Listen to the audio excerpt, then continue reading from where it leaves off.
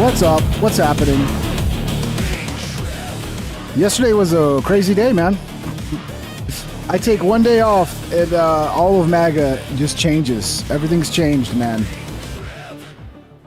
I thought we were going to see a war between Trump and Mamdani. Apparently they're best friends now. They're best buddies. Maybe Trump's going to follow Nick's lead and we're going to bring about, we're going to throw away free market and embrace socialism.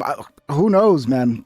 It's crazy because, like, now, I mean, you wouldn't give MTG another chance. It's kind of crazy. Like, you're willing to, like, work with Mamdani and be friendly with Mamdani, but not MTG. No, MTG, full on attack. Let's destroy her. Let's fucking challenge her.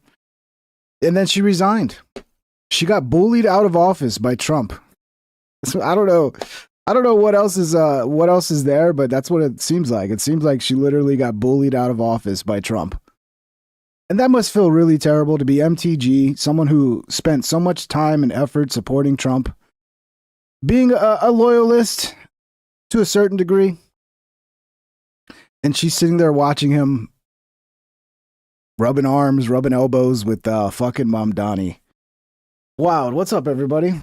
So many triggered Dems? Yeah. I don't know, man. I didn't really see many triggered Dems. I actually saw a lot of people seem to like it. But, you know, it matters like what algorithm you're in, Don Fillinger. Like, I could be on X getting like the exact opposite story that you're getting just because that's what the algorithm feeds me. Who fucking knows? But I was seeing, Don. How you doing, Don? How's everybody doing in the chat? MFG. El Jefe, what's up, brother? John McCarter, obviously. How you doing, John? JCD. Everybody. How's everybody doing today? Hope everybody's having a great weekend. Yeah, what I saw was people like, oh, this is fucking great. I love this and blah, blah, blah. And I'm like, you know, I mean, I can kind of see that a little bit. It's like, okay, both sides, they disagree, but they're coming together to work for, you know, the people to restore New York, make New York better. Okay, I get that. But it kind of reminds me of that meme. Let me pull it up. You've all seen the meme, right? The dog fence meme. Let me find it. Hold on. I think actually I posted on Discord. If I could pull Discord over here, I think I could pull it up real quick. Here we go. Let me pull Discord over here. This meme. It reminds me of this meme right here. That's what it reminds me of. Well, it started from the middle, but essentially, this is Mamdani and Trump, right? You know, they talked a big game, so much shit being talked, and then all of a sudden, nothing. Just, oh, okay. Got everybody riled up, you know, all of the Trump supporters ready to go to war, and then Trump's like, oh, actually, you know, it's all WWE, which it is. A lot of it's fucking WWE. So when you see these politicians talking all this big shit, I mean, what's real at the end of the day? What's real? But Mamdani did look kind of weird, right? He did look kind of weird throughout the fucking press conference. I mean, a lot of people, maybe they didn't notice it, but to me, he looked like he didn't want to be there. Like he was kind of, I don't know, he looked like he was just putting on an act, man. But I don't know, maybe that's his normal shit. But yeah, this is the even bigger news yesterday. It was MTG retiring or resigning. Yeah, it is. It does seem like it's all performative, Cyber Twitch. But yeah, this was the big news. Here's a little quick cut of it, MTG. And I do not want my sweet district to have to endure a hurtful and hateful primary against me by the president that we all fought for, only to fight and win my election while Republicans will likely lose the midterms, and in turn be expected to defend the president against impeachment after he hatefully dumped tens of millions of dollars against me and tried to destroy me. It's all so absurd and completely unserious. I refuse to be a battered wife, hoping it all goes away and gets better. Jesus Christ, bro. Trump, were you abusing MTG? Is she wearing makeup right now? Is she covering up a black eye? What the fuck is going on? Dude, it is so weird to me, man. It's just hard to wrap my head around. Like, there's no forgiveness for MTG. It's all attack, attack, attack. Because she committed the grave sin of actually sticking to, you know, being for H-1B reform. That's just going too far, bro. Actually standing for the things that Trump actually ran on, you can't be forgiven for that. But Mamdani, you know, he wants to tax white people more than everybody else, and that's fine. We can make up. We can be friends. Come to the office. Come to the White House. We'll have a nice meeting. I'll suck your dick. But MTG, nope. And I think this is pretty much on course, on par, however you want to put it, for kind of what it feels like to be a Trump supporter right now. It's like, whoa, we've had your back, and you seem to be looking out for everybody's interests except for the people who put you in the office. It's pretty fucking weird, isn't it? And again, I'm not a fucking MTG fan. I think she's it's good that she stands up for America first, but I don't think she really is the right messenger. Right? That doesn't mean she's bad or like I disagree with so much shit. No, I don't think she's good. She's not a good messenger. I don't know. She doesn't have the it factor. Now, I mean, I think there's rumors she's going to run for president. I'm sorry, MTG. It's not going to happen. It's not. Anyway, let's finish this. If I am cast aside by the president and the MAGA political machine and replaced by neocons, big pharma, big tech, military-industrial war complex, foreign leaders, and the elite donor class that can never, ever relate to real Americans, then many common Americans have been cast aside and replaced as well. There is no plan to save the world or a 4D chess game being played. When common American people realize and understand that the political industrial complex of both parties is ripping this country apart, that not one elected leader like me is able to stop Washington's machine from gradually destroying our country, and instead the reality is that they, common Americans, the people, possess the real power over Washington. Almost sounds like she's calling for people to rise up. It's kind of what it sounds like. You know, I kind of agree with her. I mean, the people should rise up, peacefully, okay? Peacefully. But yeah, one politician's not going to make a difference. I don't even know if a fucking president can make a difference. I did have the idea, and I still think this possible, like, if we could have revolution from within the government, like if we got a president who was everything we thought and hoped Trump would be, and they were to really fucking go to war within the government, from the position of president, they could actually probably do a lot of shit, but Trump's not that guy, obviously. But yeah, in her position, yeah. I still think she should have just stayed in and just caused as much fucking shit as possible. She should have just stayed in and just been like a wrecking ball. I think she's still in there till January, but so she can still wreck some shit. But yeah, just go full fucking rebel without a cause, man. Start showing up, dressing like a fucking, show up with a leather jacket. Maybe a bandana, and just, be a complete fucking rebel. Then I'll be here by their side to rebuild it. Until then, I'm going back to the people that I love, to live my life to the fullest as I always have, and I look forward to a new path ahead. I'll be resigning from office with my last day being January 5th, 2026. And I look forward to seeing many of you again sometime in the future. May God bless you all, and may God bless America. So yeah, she's still in till I think January. I forget which day, but in January, that's when she's going to officially resign. Somebody earlier said Mamdani is a psychopath. I'm sorry, I kind of get I get a vibe of like non-genuineness. It could be because he's a psychopath, but every time I see him talk, I see like the faces he makes. I'm like, this guy is completely he's like Trump. You say what you want about Trump. Trump's the exact opposite. Like when you see Trump, you're like, there's no act with this guy. I mean, sometimes maybe like when he's reading from a teleprompter, etc. But most of the time, like you feel like you're getting a real person. Mamdani, it's like you're getting a old school publican who's like an old school politician who's like, oh, I got to put on the big smile. I got to say the right. It's just, he's so fake. He's so fake. But he also might be a psychopath. I don't know. I guess he doesn't believe in socialism anymore. So this is Trump talking about MTG. Let's see. Does he say anything nice about her? Let's see. Are you willing to forgive Congresswoman Taylor Greene? Forgive for what? No, I just disagreed with her philosophy.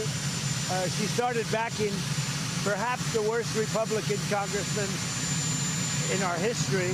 This stupid person. No problem with Lindsey Graham. No problem with Mitch McConnell. No problem with all the neocons. No, they're fine. They're fine. But no, MTG, that's where we're going to go to war. It just doesn't make sense, bro. Named Massey. And I said, go your own way. And once I left her, she resigned because she would never have survived a primary. But I think she's a nice person. Okay. Oh, he did say something nice. I think she's a nice person. She's an idiot, but she's a nice person. What is it? Is it just because she's got a Southern accent, Trump? Is that what it is? You don't like Southerners because you're a New Yorker? You're a fucking Yankee? You don't like us Southern people? Is that what it is? Are we all stupid to you, Trump? Are we all fucking morons because we're from the South? Oh, I fucked my cousin. I'm from the South. A lot of New Yorkers do that's their worldview. They think we're all fucking idiots. So it wouldn't surprise me. Wouldn't surprise me. Are you racist against Southern people with Southern accents, Trump? Is that what's going on? Is that what's going on? I don't know, man. And then the shit talk on Massey, like, you can make up with a fucking socialist piece of shit, but you can't make up with Massey over the tiniest of disagreements.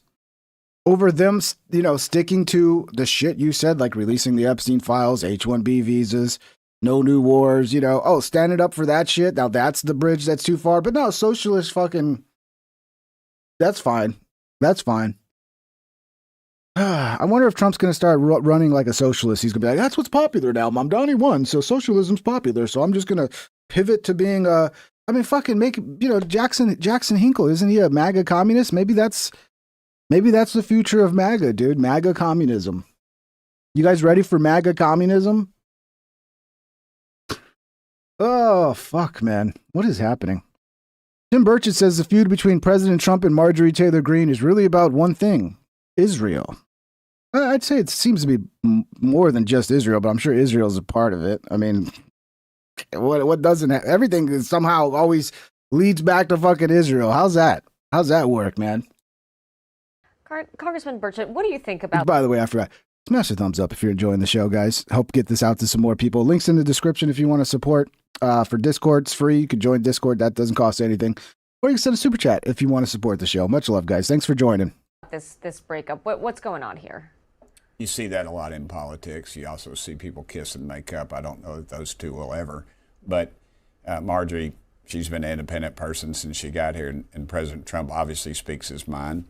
And they're in a complete disagreement right now. And is this about Epstein, or is there something broader about this relationship that's this more representative? Is never about what's current. Right. So what do you think is this about? It's a personality difference that's come a long way. She's upset about the perceived control of Israel. She's up in Trump's embracing of Israel, and she's upset over several other things. Not a single dadgammit. Yeah, I'm disappointed, bro. Where are the dadgammits? Yeah, I mean, we need at least one dadgammit anytime that guy talks. I guess it's about, I don't know, man. Maybe I just don't pay enough attention to the Israel shit, but to me it seems to be more about the Epstein files and the H-1Bs, but maybe the Epstein files, maybe that is about Israel and protecting Israel. Maybe they know more about that than we do, obviously. Who knows, man? But it's, again, it's hard to wrap my head around the logic of old Trumpy here. Because it's hard. Breaking, MTG has privately told supporters she has considered running for president in 2028. Okay, well, once you get the polls back that nobody's going to vote for you, you'll give that up pretty quickly. Maybe I'm wrong. Maybe she's going to fucking, maybe she's going to blow the lids off everything, but I don't think so. I don't think anybody's, she's just, it's sad, but it's true. You have to have a certain level of charisma and charm and gravitas to be president that I don't think she has, but I could be wrong. Most women don't, honestly. Not a hit on women, okay? Okay? First of all, you need to be kind of good looking, all right? Not saying she's ugly. She's not. Okay, not saying that. But, being good looking helps. Not having an annoying voice, that helps too. Yeah, I don't know. I don't see her being president, man, or even having a shot. Exclusive: Alex Jones reveals. Well, I think Alex is really close to just completely jumping off the fucking Trump bandwagon, bro. It feels like that. He's holding on for dear life right now, but things better get better soon. Alex Jones reveals why MTG is resigning from Congress. Let's see what old Alex has to say. So listen to MTG. Listen to her. Okay. She says this is not 5D chess. It's not. Trump's great on a lot of things, very sophisticated. It is.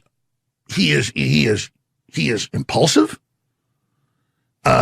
which is an attribute in many ways of leadership. But now at 79, the id is running everything, and he's not even on a power trip. He does not give a flying fuck.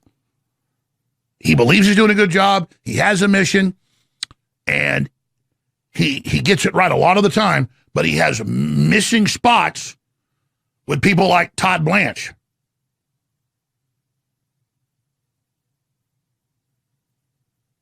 Oh, sorry, we can't indict your enemies that did all these crimes that are open to shut, but don't worry, we'll get your champion. So if Trump works really hard, very smart, very funny. I don't think he has dementia, but he does have kind of this exhaustion thing where you push through exhaustion and you get even more wild. And so, and I am glad that the White House watches and listens and it has an effect and they bring Trump in and show him clips of the show. Mark Mitchell confirmed that. I've been invited. Bro, if Trump watches this show, he must hate me. I bet you.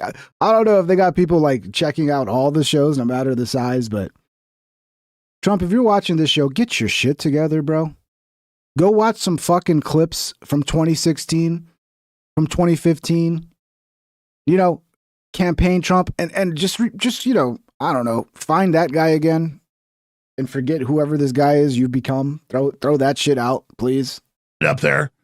I just don't go because I'm going to start. Pass that on to Trump, okay? Thank you. You know, I'm not going to sit there and glad hand and do a bunch of stuff. I don't want to wear tuxedos. I don't want to be recognized. I don't want to be thanked in public. I just, that ain't me, man. I was never into it. Now I have an allergy to it. All right? So I want victory. I don't want to be the Washington establishment. I don't want power. I don't want to be a bigwig. I want you people off our backs. I want jobs and a future and our kids not being targeted. I have a responsibility to do it. And if you want to know my price, it's you become good people and I'll get behind you. I will support people that are on the right mission. And I'm a pragmatist. It ain't got to be perfect, but you've got to have the intention and the will to be a good person. And damn it, not going after the globalists who've sworn to bring their tyranny back tenfold is not the right move. You know, to think about, like, what's your price? That's a tough question that I think a lot of people have never really wrapped their head around. How many of you would take 10 million to just become a Democrat and support Democrats? How many? I mean, let's be honest. Look, you'll probably say no. I guarantee you probably like 90% of you would be, I mean, unless you're already rich, you know, if you're a regular dude, paycheck to paycheck, struggling to make rent. Oh, here's $10 million. Just become a Democrat and push these policies we want you to push. Most people are going to take that shit. That's why everybody gets corrupted, because everybody has a fucking price. Sad truth to reality. And watching people attack MTG, who's a sweetheart and a self-made woman, and all of this. Oh, now Trump's for releasing the files, but wasn't before. And I know it's a bunch of innuendo and crap, and people see through it and see how it blew up the Democrats' face, and now they're going to bring out all this stuff, and what Trump's really worried about is a bunch of his business partners, not him, involved in a bunch of chicanery, because that's really what Epstein was doing. The girls was like beer nuts on the counter. Wasn't the main focus. It was the hors d'oeuvre, not the main course. I forgot where I saw it, but I heard somebody, I think it was Mike Benz, basically saying that what Epstein was a deal maker. And again, I'm paraphrasing. Hopefully I don't get it wrong. But what Epstein was a deal maker. And the women were just there to facilitate getting the deals, right? So if like you got some old horny dude and you're trying to get him for like a fucking, to sign some shit, you know, there's millions upon millions on the line. It's like, you know, get him a hot chick. Maybe that'll send him over the edge. But yeah, I mean, if you're talking about like high level deals where so much money's on the line, there's probably some shady shit that goes on. As I told you, money I don't know if that's true, but I think that's Mike Benz. I think I saw Mike Benz saying that. laundering, hundreds of billions through Harvard alone over the decades, sending it out, sending it back, all of this USAID crap, all of it. And it's all coming out. I'm like, what are you worried about? I know Trump's business. He's not been involved in that. But he may fight with Harvard and their $54 million endowment. He may do that stuff and like try to get them to do what he wants, but he wants to be in charge of that all. He doesn't want to have the corruption anymore, but he wants to be, he doesn't want to smash institutions. Well, when something's rotting and about to collapse, you got to get rid of it anyways. So I know Trump's MO. I know what he's doing. Same thing he did in the first term. It's the same thing that pissed me off in the first term, which is that he runs against these people, and then he becomes president, and he's like, oh, I'm one of you now, guys. Let's all hang out. We're best friends. Yeah, that was just campaign. We just talked. And you're seeing it with Mamdani. You're seeing it exactly with Mamdani. Oh, that was just a lot of talk. That was campaign rhetoric, blah, blah, blah, blah. And none of it fucking mattered. He's just saying whatever he needed to say to get elected, which is what every politician basically does. And it's unfortunate. It's unfortunate. Maybe Joe is right. Maybe we do need to be able to read minds. Maybe that's the only way we could ever get an honest fucking president, is if we had some technology to tell if somebody's telling the fucking truth. Because every politician that gets elected is just lying their fucking ass off and telling you what you want to hear. So just because she will not engage in that type of Machiavellian thinking, I'm sure she does. you got to go crazy on her, and that only pisses your constituents off more. And then I see the celebrations from Laura Loomer, who I don't want to attack. I mean, it's just like, I'm the reason this happened, and I think you did help stir it all up. Great job. Who will you target next? Who will you run off next? I mean, MTG was a self-made woman, $50 million, whatever. Started her own construction company. She doesn't need this. And she said, when the revolution's ready, when we're serious, she'll come back. I heard that, like, I never saw this because I didn't follow MTG closely, but I heard that she was against, like, deporting people because she runs a construction company. It would affect her business so bad. But I'm only seeing this shit now.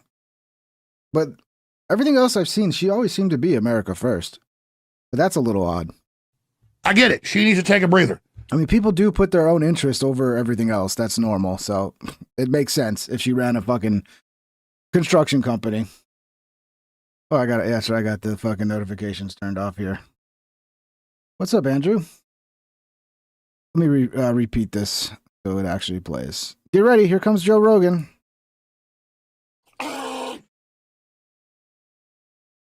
At Andrew Wilson Thank you, Andrew. 803 super chatted $5. I think some actually do go into politics with virtuous intentions, but government and the power corrupts. Yeah, I think donors, people that lobbyists, people that want to control presidents, like, they're probably really good at filtering out the people who aren't full of shit, because they don't want that. They want the people that are full of shit, that are going to play the game, and then at the end of the day, just do what the corporations, the donors, the lobbyists want. So I think a lot of those people, because that's the sad reality, like, to run for president, you got to have the backing of all the people we hate who have all the fucking money. And they probably filter those people out real quick. Somebody's going to have to run a con on these fuckers and pretend like they're a lying piece of shit who's going to sell out, and then get in there and fucking flip the script on them. They'll probably get assassinated in like 10 seconds if they did that, though. I ain't taking no breather. Because I got the dogs of the enemy on my ass, and that's fine. That's where I like to be. Because they wake me up in the morning, chewing all over me. I look down, and my teeth sunk into me, a little pat. Little gremlins with pitchforks shoving it in my neck. Oh, little sweetie, you just put a sparkle in my eye. What are we talking about now? So here's MTG. I've always liked her, but I really, really respect her now. Everybody's supposed to take a side. I'm not taking a side. This is a disgusting train wreck. It's horrible. And I am just disgusted with But Trump, say it. The people that stirred all this up. It's like the Elon Musk. He's still. I mean, I get it, man. If he's got actual like communications with Trump and he feels like he can steer the ship a little bit, he probably doesn't want to lose that ability. But it's Trump, bro. It's Trump. Audio stream 3,574 super What's up, chatted bro? Thank you. $4.99. Pray for Brandon Buckingham. Red heart emoji. Yeah, I saw something about that. I don't follow him that closely, but I've seen him around. I think I remember from the iDubbbz boxing events covering that. But that's wild, man. Like life is so fucking.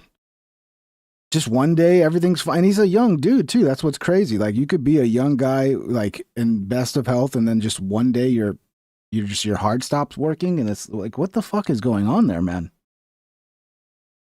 It's crazy to think about, dude. Because I'm like middle aged, heading north very quickly, and it's like, oh fuck. I mean, tomorrow I could just wake up and all of a sudden I can't breathe. It's scary to think about. How quick life can just be like over. In his case, I hope it's not. I hope he recovers, but yeah, pray for him, man. I mean, he's a young dude. I don't know much about him, but hopefully he'll recover because it's a sad story. Oh, we ran Elon off. Now we've had all these congressmen come out and say, no, Elon was cutting the real corruption of both parties. 90% was Democrat, but he pissed off the establishment. The Republicans forced him out. We knew that. And then it hurt Trump bad, and it hurt Doge, and we're not getting the major cuts we needed, a lot of it. I mean, and people are like, oh, I choose Trump. I choose Musk. I said, you're not choosing one, idiots. This is the establishment running out somebody that is definitely trying to reform stuff. Yeah, but was Trump ever serious about Doge? Was it everybody else that ran Elon out, or did Trump run Elon out? Because at the end of the day, Trump was never actually serious, bro. He's a fucking poser, bro. He's a little nerd going around with his skateboard pretending he's a cool fucking skater, but he can't even do an ollie, dude. His ollie is like that high off the ground. He's a fucking poser, bro. Moving the needle big time.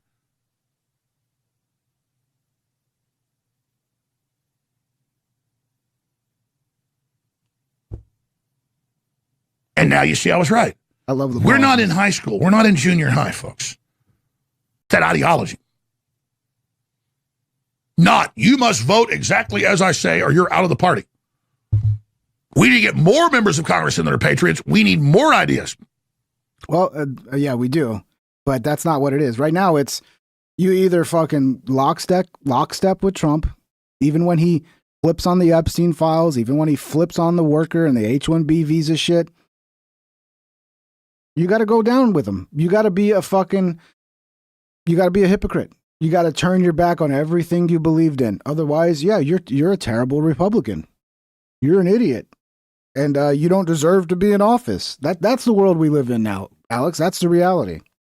And I don't think MTG should leave because then with that small majority they've got, she had a lot of power. But see, that's why I'm really mad at Laura Loomer. Laura Loomer has been harassed. She's been driven out of the before. They've tried to put her in prison. She knows the stuff's real. Laura's a crazy person. I've been swatted. Crazy. My family's been swatted. Most of his crew's been swatted. MTG's been swatted over and over again on record.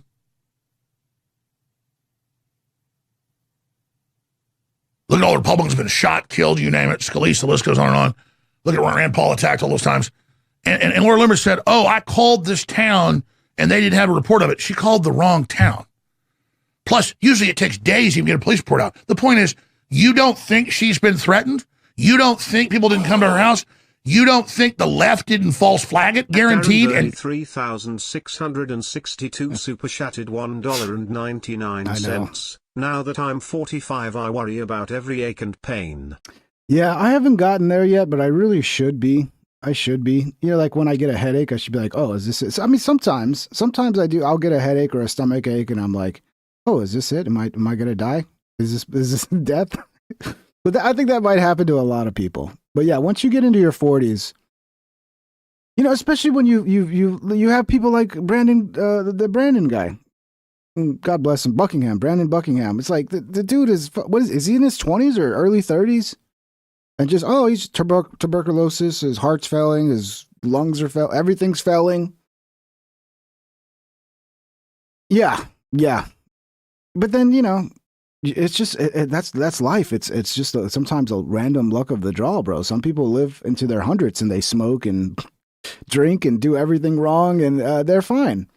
And then other people, they're 17 and they get fucking brain cancer and they're dead. And you're like, is that me? Am I going to be the guy that tomorrow I wake up and I have brain cancer and I'm dead? Oh, shout out to Nate the lawyer as well. He just went under brain surgery. He's not like a young guy, but he had a brain tumor and they had to cut that out. He made it through the surgery, but I don't know how long. I think long term, the prognosis still might not be good when you're dealing with shit like that. So, prayers for him. But life is precious, guys. If there's people you love in your life, go give them a hug and tell them you love them. And because they might not be here tomorrow. That's the reality. Nothing's, can't take anything for granted, especially your relationships with the people you love. Or ask her to try to push her out. Super chat, brother. I know it's them because conservatives really don't do that very often. And I said that. And she says, no, you are a liar. And so then the thing was everybody, yeah, she's a liar. There's no one harassing her. I guess Todd Blanche isn't trying to indict Ed Martin either, right? Just, yeah, I guess they'll turn on him. Oh, God, Ed Martin, man, we'll crucify him upside down. Boil him in oil. Oh, look, she responded to me. I said, get right with God. Seem to be black-pilled and hostile towards those who don't agree with them. How'd this become about Laura Loomer, dude? Someone like Laura Loomer is literally batshit fucking insane. And she's kind of fun to make fun of, but other than that, I don't know, Alex. You should just ignore her, bro. Because someone like Laura, they just crave attention, and any attention at all is just good for her. But she's an absolute crazy person, allegedly, in my opinion.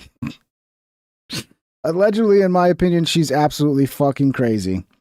Let's see. Nick shuts down Tucker's latest. Okay, this one's out of order. We'll get to this one a little bit later. Put that one out of order, yeah. Because, yeah, Nick and Tucker seem to be going. Tucker. Nick is pissed off at Tucker again. Nick Fuentes rips into MTG one last time. It's a little weird. I think Nick doesn't seem to mind Mamdani, and he hates MTG. 181 super chatted $1.99. Wait till you hit 60. Fun times, fun times. Yeah, I'm seeing it now with my dad. My dad was very good shape throughout his 60s, but then like in 2020, it was just like all of a sudden, it was actually like the end of 2019. That's just been rough for him. Like that's age too. Like you don't know when age is going to hit you with that fucking stick. Like you might make it to 70, you might make it to 75, and all of a sudden 76, age is like, okay, everything's going to fall apart now. Every single thing. And yeah. So you never know, man. Sometimes you can be good in your 60s. I know my dad was his 60s. He looked good. He was working, good shape. Some people in their 50s, man. Some people in their 50s fucking hit the wall. You never know, man. Not everybody's got the same genetics and shit. But thanks for the super chat, bro. Yeah, I really have nothing nice to say about her. And the reason why is because when this movement was in a difficult spot, she tried to destroy us. When we did AFPAC 3, she came out and said she doesn't know who I am. And oh no. And then when one of our guys got exposed by the SPLC for working for her, she threw him under the bus and fired him. And this is the life of being a toxic fucking edgy streamer, Nick. He's just never going to fucking understand, is he? It is what it is, bro. Get used to this life, Nick. I know some of you believe that Nick's going to become mainstream and this is... Dude, get used to this, okay? The toxicity, the nobody wanting to get the stench of you on them, that shit is not going away. And then she let Milo manipulate her into trying to attack me and making up bullshit about me, sicking the FBI on me. Fuck you, and good riddance. She's pushing around that lie about Ali Alexander on behalf of Milo. Well, what's the lie on that one? I don't remember her doing that, but could you blame her though if she heard that Ali was like preying on the younger kids in your audience? And isn't that like not, I mean, isn't that fact at this point that that shit went on? Wasn't it admitted to that Ali was like getting pics from a 15-year-old in exchange for some shit? I don't even remember the details, but I guess maybe that was a lie. I don't know. Was running her social media. It's like, you're worried about pedophilia? Worry about the guy working in your office, you stupid bitch. She accused me of some sick crap like that from him. Good riddance. Goodbye. Yeah, but again, the Ali thing, that's a real thing. I'm sorry. I mean, maybe I missed it, but I did look into this before, and even I think Nick admitted it was fucked up. I don't know. Was she trying to investigate you to see if maybe you were in on it? Because there's a lot of people that are like, you were helping to cover this shit up. I know a lot of people say that, but I haven't looked closely enough to like vouch for that. I don't know, man. Maybe don't let weirdos into your fucking movement to prey on fucking people. You know, in the future, that might help. So I have nothing nice to say about her. And the Kevin McCarthy thing to boot. She's cheersing. Cheers, we sold out to the swamp. They think it's cute. It's not cute. You haven't been cute for a long time, if you ever were. So good riddance. Anyway, we're going to move on. We'll take a look at the super chats. I don't get it, bro. Like, was she perfect? No, but like, I understand, like, okay, she's not going to be president, like, but at the end of the day, like, if you're talking about America first, she was like one of the ones that was closest to actually governing in a way that's America first. I don't get it. But yeah, she threw you under the bus. But yeah, once again, Nick, how Nick feels and like Nick's feelings override everything else.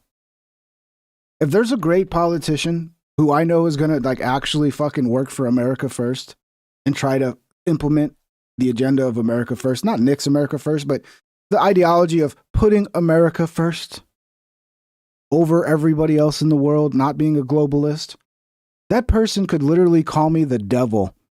They could say I have a small dick. They could talk shit about my mom and my dad. I would not give a fuck.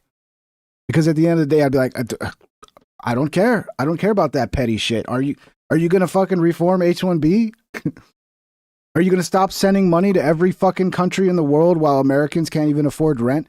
That overrides my personal feelings. But, you know, whatever. Someone says, Nick, let it go. No, you can't let it go. You have to remember who these people are. Because if they had it their way, we would have nothing. If they had it their way, we would be in the tubes. MTG? Okay. I don't know, man. I don't know. And now you got this shit coming out. New York Post releases a video on Nick Fuentes. Get ready for these to be like a regular occurrence. We're seeing them a lot now. A video on Nick Fuentes targeted to parents. So this is basically, hey parents, did you know about Nick Fuentes? Make sure your kids stay away from Nick Fuentes. We have to engage with his ideas in order to understand what's happening with young men. Let's see. This is Most New York parents Post. don't know who Nick Fuentes is, but they absolutely must make themselves familiar with him and his ideas in order to protect their boys. This is who's going to run the world now, man. Chicks like this. I mean, look at this chick. You know she's fucking unhappy and miserable, dude. This is not a happy chick, bro. Red hot takes, dude. The 27-year-old is host of the America First podcast, which he has on Rumble. And apparently, according to the New York Times, in just the past several months, his views have quintupled on the platform. And he also has 1 million followers on X. So how long before they start writing up legislation to come after Rumble because of Nick Fuentes? I know a lot of you guys love Rumble. They might try to take fucking Rumble out because of this. even though he might It would be like par for the course. It's what they do. not be a household name, his reach is growing exponentially. On his show, Fuentes has spewed all sorts of extremely controversial beliefs. White people are every single bit justified in being racist. Here come the clips, boys. Here come the greatest hits. With the Jim Crow stuff, who cares? A lot of women want to be raped. I will continue my crusade against women in politics. He even once professed love for Hitler as an opener to a speech. It's Führer Friday. It is Hitler Friday. Fuentes recently had a conversation with Tucker Carlson on his podcast, which launched an all-out civil war on the right about how far right is too far right to be accepted into mainstream politics. Regardless of where you stand on... Is that an AI filter on her face? It does feel like there's a filter. It just, I don't know, the spacing here just seems, something doesn't seem right with the spacing. And then the eyes, you see almost like you turn the sharpness up or the contrast. Yeah, sharpness up too high, and it's like, I don't know. I know you. A lot of women think this is sexist, but ladies, it really doesn't hurt to smile occasionally. Okay, it doesn't hurt. Look, I'm smiling. I smile all the time. That issue. It also makes you prettier too. I don't know if you know that. If you care about stuff like that, and obviously you do, ladies. I know you pretend like you don't, but. I mean, all the time you'd spend putting makeup on and all that. I mean, come on. Well, obviously, you care about being pretty. So yeah, just a little smile. Which is only growing, and we have to engage with his ideas in order to understand what's actually happening with young men. Fuentes' followers call themselves groypers. Racism, not real. Okay. It's so, dude. There's also a video of like Nick from like early days compared to Nick now. This is the old line, which is like, racism is just bullshit, is made up, it doesn't exist, there's nobody's really racist. And then you fast forward like 5 years later and like racism is, we're justified to be racist. He had like your typical 2016 like MAGA Republican America First opinions about shit, and that's just gone now. And I'm still there. I guess I'm still fucking old and out of touch, but I'm still there. I'm still basically the 2016 same fucking version, except a lot smarter and more informed, I think. According to the AD, and way more black-pilled. Yeah, they are defenders of a white Christian nation or a vision of America that they see as being under siege. A Republican staffer recently said that he believes that about 1 in 3 young GOP staffers under 30 have some sort of affiliation with the Groyper movement, which is obviously hugely concerning. This movement is less defined by a coherent ideology and more defined by swapping edgelord memes, which is basically a contest of how low can you go and how edgy and provocative and offensive can the CEO of racism you be online. How much of this is young men doing some sort of cathartic rebellion in this double life that they're living online versus them? Yeah, Burbshed says his point is that if people keep accusing you of stuff, you might as well embrace it. Okay, Burbshed. So people start calling you a pedophile. If they do that long enough, you're just going to embrace being a pedophile? No, not that. Not that. Actually holding these... I think that's dumb. I think you're falling right into a trap. Like, oh, they keep trying to paint us as racist and Nazis. Let's just be racist Nazis. It's like, why do you think they're trying to paint you as a racist Nazi? Because they're seeing the fucking polls. They realize if that fucking sticks... there goes your power of, there goes your ability to win elections. But yeah, okay. Let's just embrace it, guys. Let's just embrace it.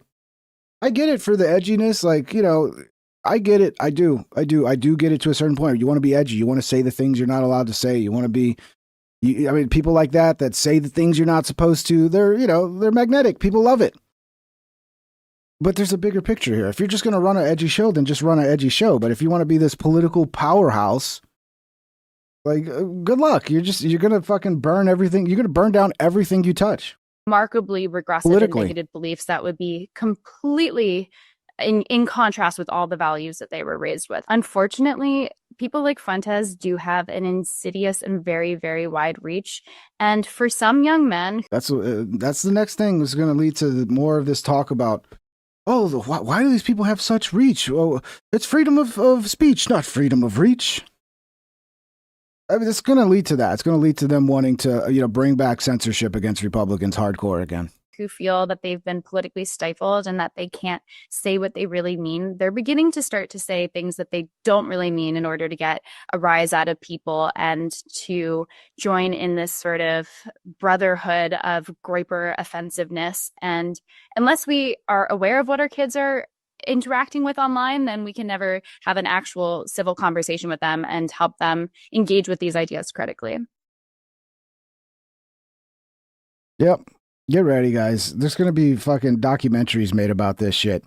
Now, I saw Asmongold react to this clip earlier, so I just had to pull it up. This is just complete fucking madness, bro. So apparently Logic is anti-black now.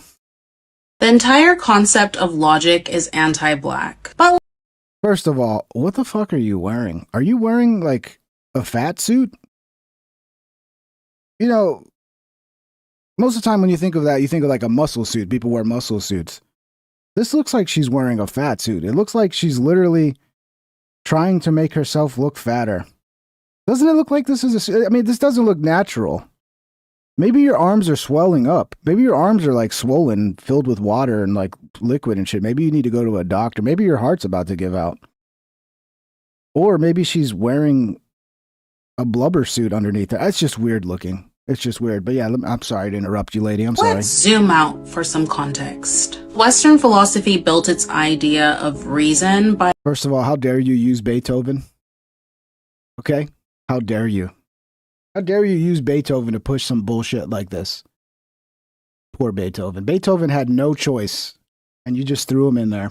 defining who wasn't rational. To be logical meant being European, male, and civilized. It's everything blackness was imagined not to be. But that's why Afro-pessimists and decolonial thinkers argue that colonialism didn't just seize land, it seized the right to define truth itself. In epistemologies of the South, the seizure of the right to define truth itself is referred to as epistemicide. They always have some book from some fucking moron as like, to back up what they say, like as if that means anything. Any fucking moron can write a book and claim some shit. This is where Western rationality survives, by silencing every other way of knowing. Sylvia Rivera's book goes on to expose this myth, the myth of linear progress, and how that erased indigenous cyclical time, therefore trapping the global South in someone else's timeline. And finally, on the post-colony, which reveals colonial reason as a logic that made blackness the outer limit of the human. So when I say logic, and finally, on the post-colony, which reveals colonial reason as a logic that made blackness the post. When you say reveal, what you mean is makes claims. It doesn't reveal shit. Like, oh, I pulled out a book that revealed. No, it doesn't reveal nothing. It makes fucking claims which sound fucking ridiculous to me. Look, I could write a book about how I have the biggest dick in the world. That doesn't make it true.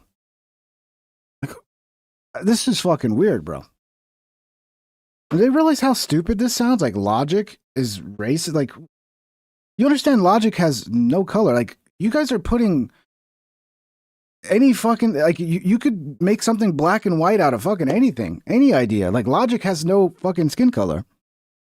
It's just simple, like, deducing reality. It's using your analytical brain to go, oh, 1 + 1 = 2. Oh, if I jump off of this 20-foot roof, 20-foot building, I'll probably break my legs. Logic. Right? But that, I guess that's racist now. It's weird. It's weird. It's a weird world we live in. Yeah, everybody's a fucking scholar. At Darren Verney 3662 super chatted $1.99. Everyone's a fucking scholar nowadays. I wonder if she like used AI to write this, you know, because it's easy to like tell AI like what you want to talk about, and AI could give you some fucking amazing argument for like any bullshit that you want.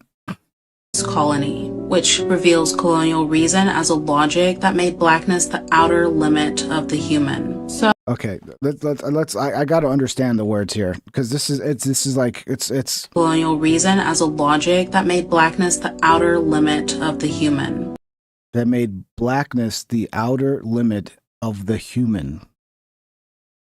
Bitch, you're just saying nonsense, bitch. This is complete fucking nonsense. So when I say logic is anti-black, I mean the very rules of logic were written from an imperialistic point of view. So to think freely, we need to rebuild reason itself from the ground up.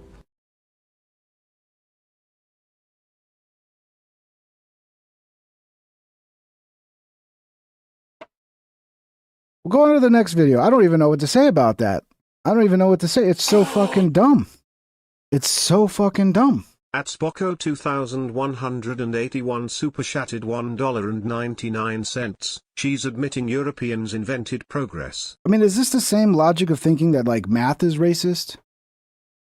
Is this that same level of thinking? And it's so fucking weird because it's like math is just adding numbers together. It's just like, oh, you know, if I have 2 pies and then somebody brings me over 3 pies, now I have 5 pies. Oh, well, that's racist that you just deduced that. It's like, it's just, you know, and if black people believe that shit, like, it's almost like she wants to make black people stupid. It's almost like that's her goal, is to, like, I don't know, I guess a lot of race grifters, they don't really care about the black community and actually like doing anything good for it and whether it improves and gets better or life gets better for black people. It's just a grift. It's just a grift. So here we go, the Mamdani Trump meeting. The reporter asked Mamdani if he still stands by his comment saying Trump is a fascist. This is one that went around quite a bit. And I mean, Trump is so eager to be friendly with this guy. It's so strange. To Stephen Nelson, he asked about your comment calling the president a fascist, and your answer was, both President Trump and I have been clear about our positions and our views. Are you affirming that you think President Trump is a fascist? I've spoken about... That's okay, you can just say yes. Okay. It's easier. Just let him fucking reply. I want to hear what the guy's got to fucking say.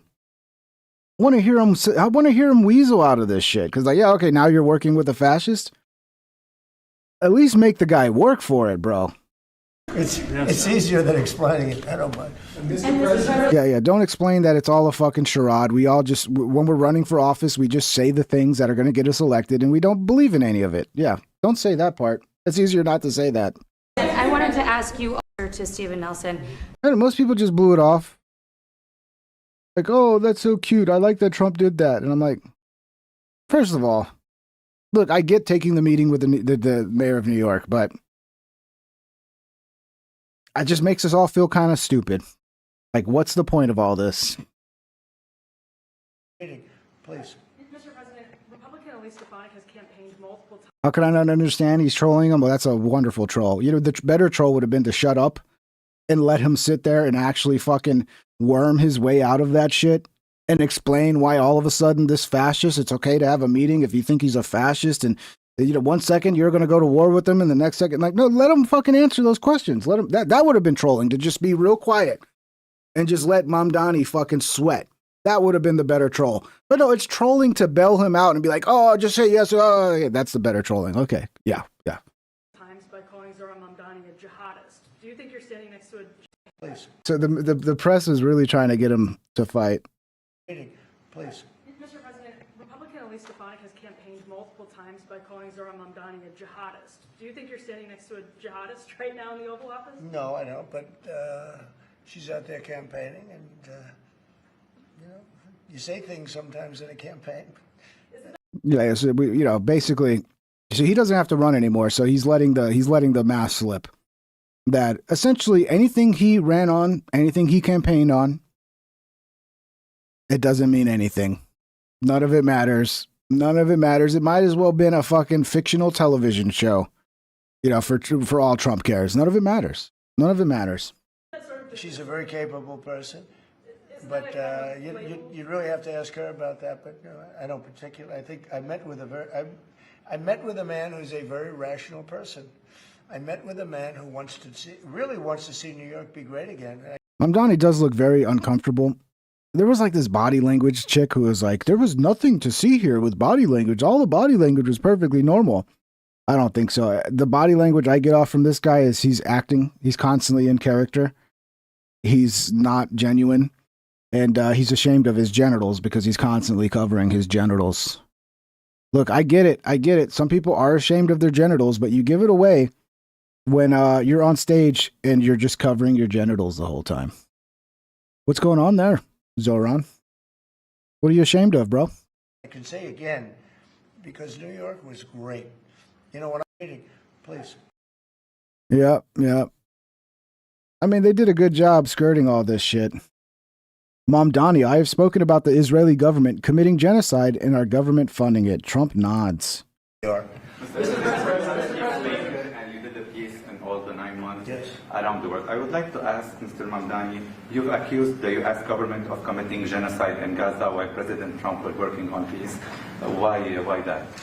I've spoken about the Israeli government committing genocide, and I've spoken about our government funding it. And I shared with the president in our meeting about the concern that many New Yorkers have of wanting their tax dollars to go towards the benefit of New Yorkers and their ability to afford basic dignity. And what we see right now is we're in the 9th consecutive year of more than 100,000 school children being homeless in our city. And there's a desperate need not only for the following of human rights, but also the following through on the promises we've made New Yorkers. And I appreciated the meeting we had and the work that we can do. Do you agree that President Trump did do a peace and work hard to make the peace? Because he worked hard to do the peace in the Middle East and everywhere. Do you agree with that? I appreciate all efforts towards peace, and I shared with President Trump that when I spoke to Trump voters on Hillside Avenue, including one of whom was a pharmacist that spoke about how President Trump's father actually went to that pharmacy not too far from Jamaica Estates, that people were tired of seeing our tax dollars fund endless wars. And I also believe that we have to follow through on the international human rights, and I know that still today those are being violated, and that continues to be work that has to be done no matter where we're speaking of. Mr. President. I mean, I can agree on those points. I think that's most people would feel that way. Mamdani has looked larger than everyone so far until he stopped into the frame with President Trump. Now he looks small and powerless. Okay, I mean, this is whoever posted this. Like, come on. Come on, Trump's not going to fuck you. I wouldn't say he looks small and powerless. He looks uncomfortable, and I don't know. The body language I get off him is just like, let me get through this. Let me make sure I look the way I'm supposed to look and make the faces I'm supposed to make and say the things I'm supposed to say. We've just had a great meeting, a really good, very productive meeting. We have one thing in common. We want this city of ours that we love to do very well. And I wanted to congratulate the mayor. He really ran an incredible race against, a lot of smart people. Yeah, that's what Trump cares about the most is campaigning. Like governing, Trump doesn't really care about that much. But the campaign, he's fucking impressed, bro. I mean, it's all about the campaign. Starting with the early primaries against some very tough people, very smart people. Yeah, good job. It's great. You promised a bunch of free shit you're not going to deliver on. Good job. Just like me, you lied about a bunch of shit. You got elected. Congratulations. That was good work. And he beat him easily. And I congratulated him. And we talked about some things in very strong common, like housing and getting housing built and food and prices. And the price of oil is coming way down. Anything I do is going to be good for New York. If I can get prices down, it's good for New York. And we've got them down, way down from last year. We have, as you know, I've been saying to a lot of people, Walmart said that Thanksgiving this year is exactly 25% less than last year. So that's good for New York. He's doing the thing Biden did. Biden did this as well. Good for everybody. But I just want to congratulate. I think you're going to have hopefully a really great mayor. The better he does, the happier I am, I will say. There's no difference in party. There's no difference in anything. And we're going to be helping him to make everybody's dream come true, having a strong and very safe New York. And congratulations, Mr. Mayor. Thank you, Mr. President. Thank you. I appreciate it. I'm sure MTG's loving this. Like, man, you treat your enemies better than your friends, bro. Jack Posobiec confronts Zoran Mamdani for saying that he wanted to target white neighborhoods with higher taxes. So I want to know, one of the policies as well that Mayor-elect Mamdani talked a number of times about on the campaign was shifting the tax burden for property taxes from what he called minority communities to white-based communities and putting more taxes on white people. I also noticed that in your acceptance speech you didn't mention anything about America. Are they just talking shit about Jack there? You know how much of, Jack's like your biggest supporter and you're just like, I don't know, it's kind of rude, man. Kind of rude. I mean, I'm not the biggest Jack Posobiec fan, but that dude's like the most hardcore fucking Trump guy there is.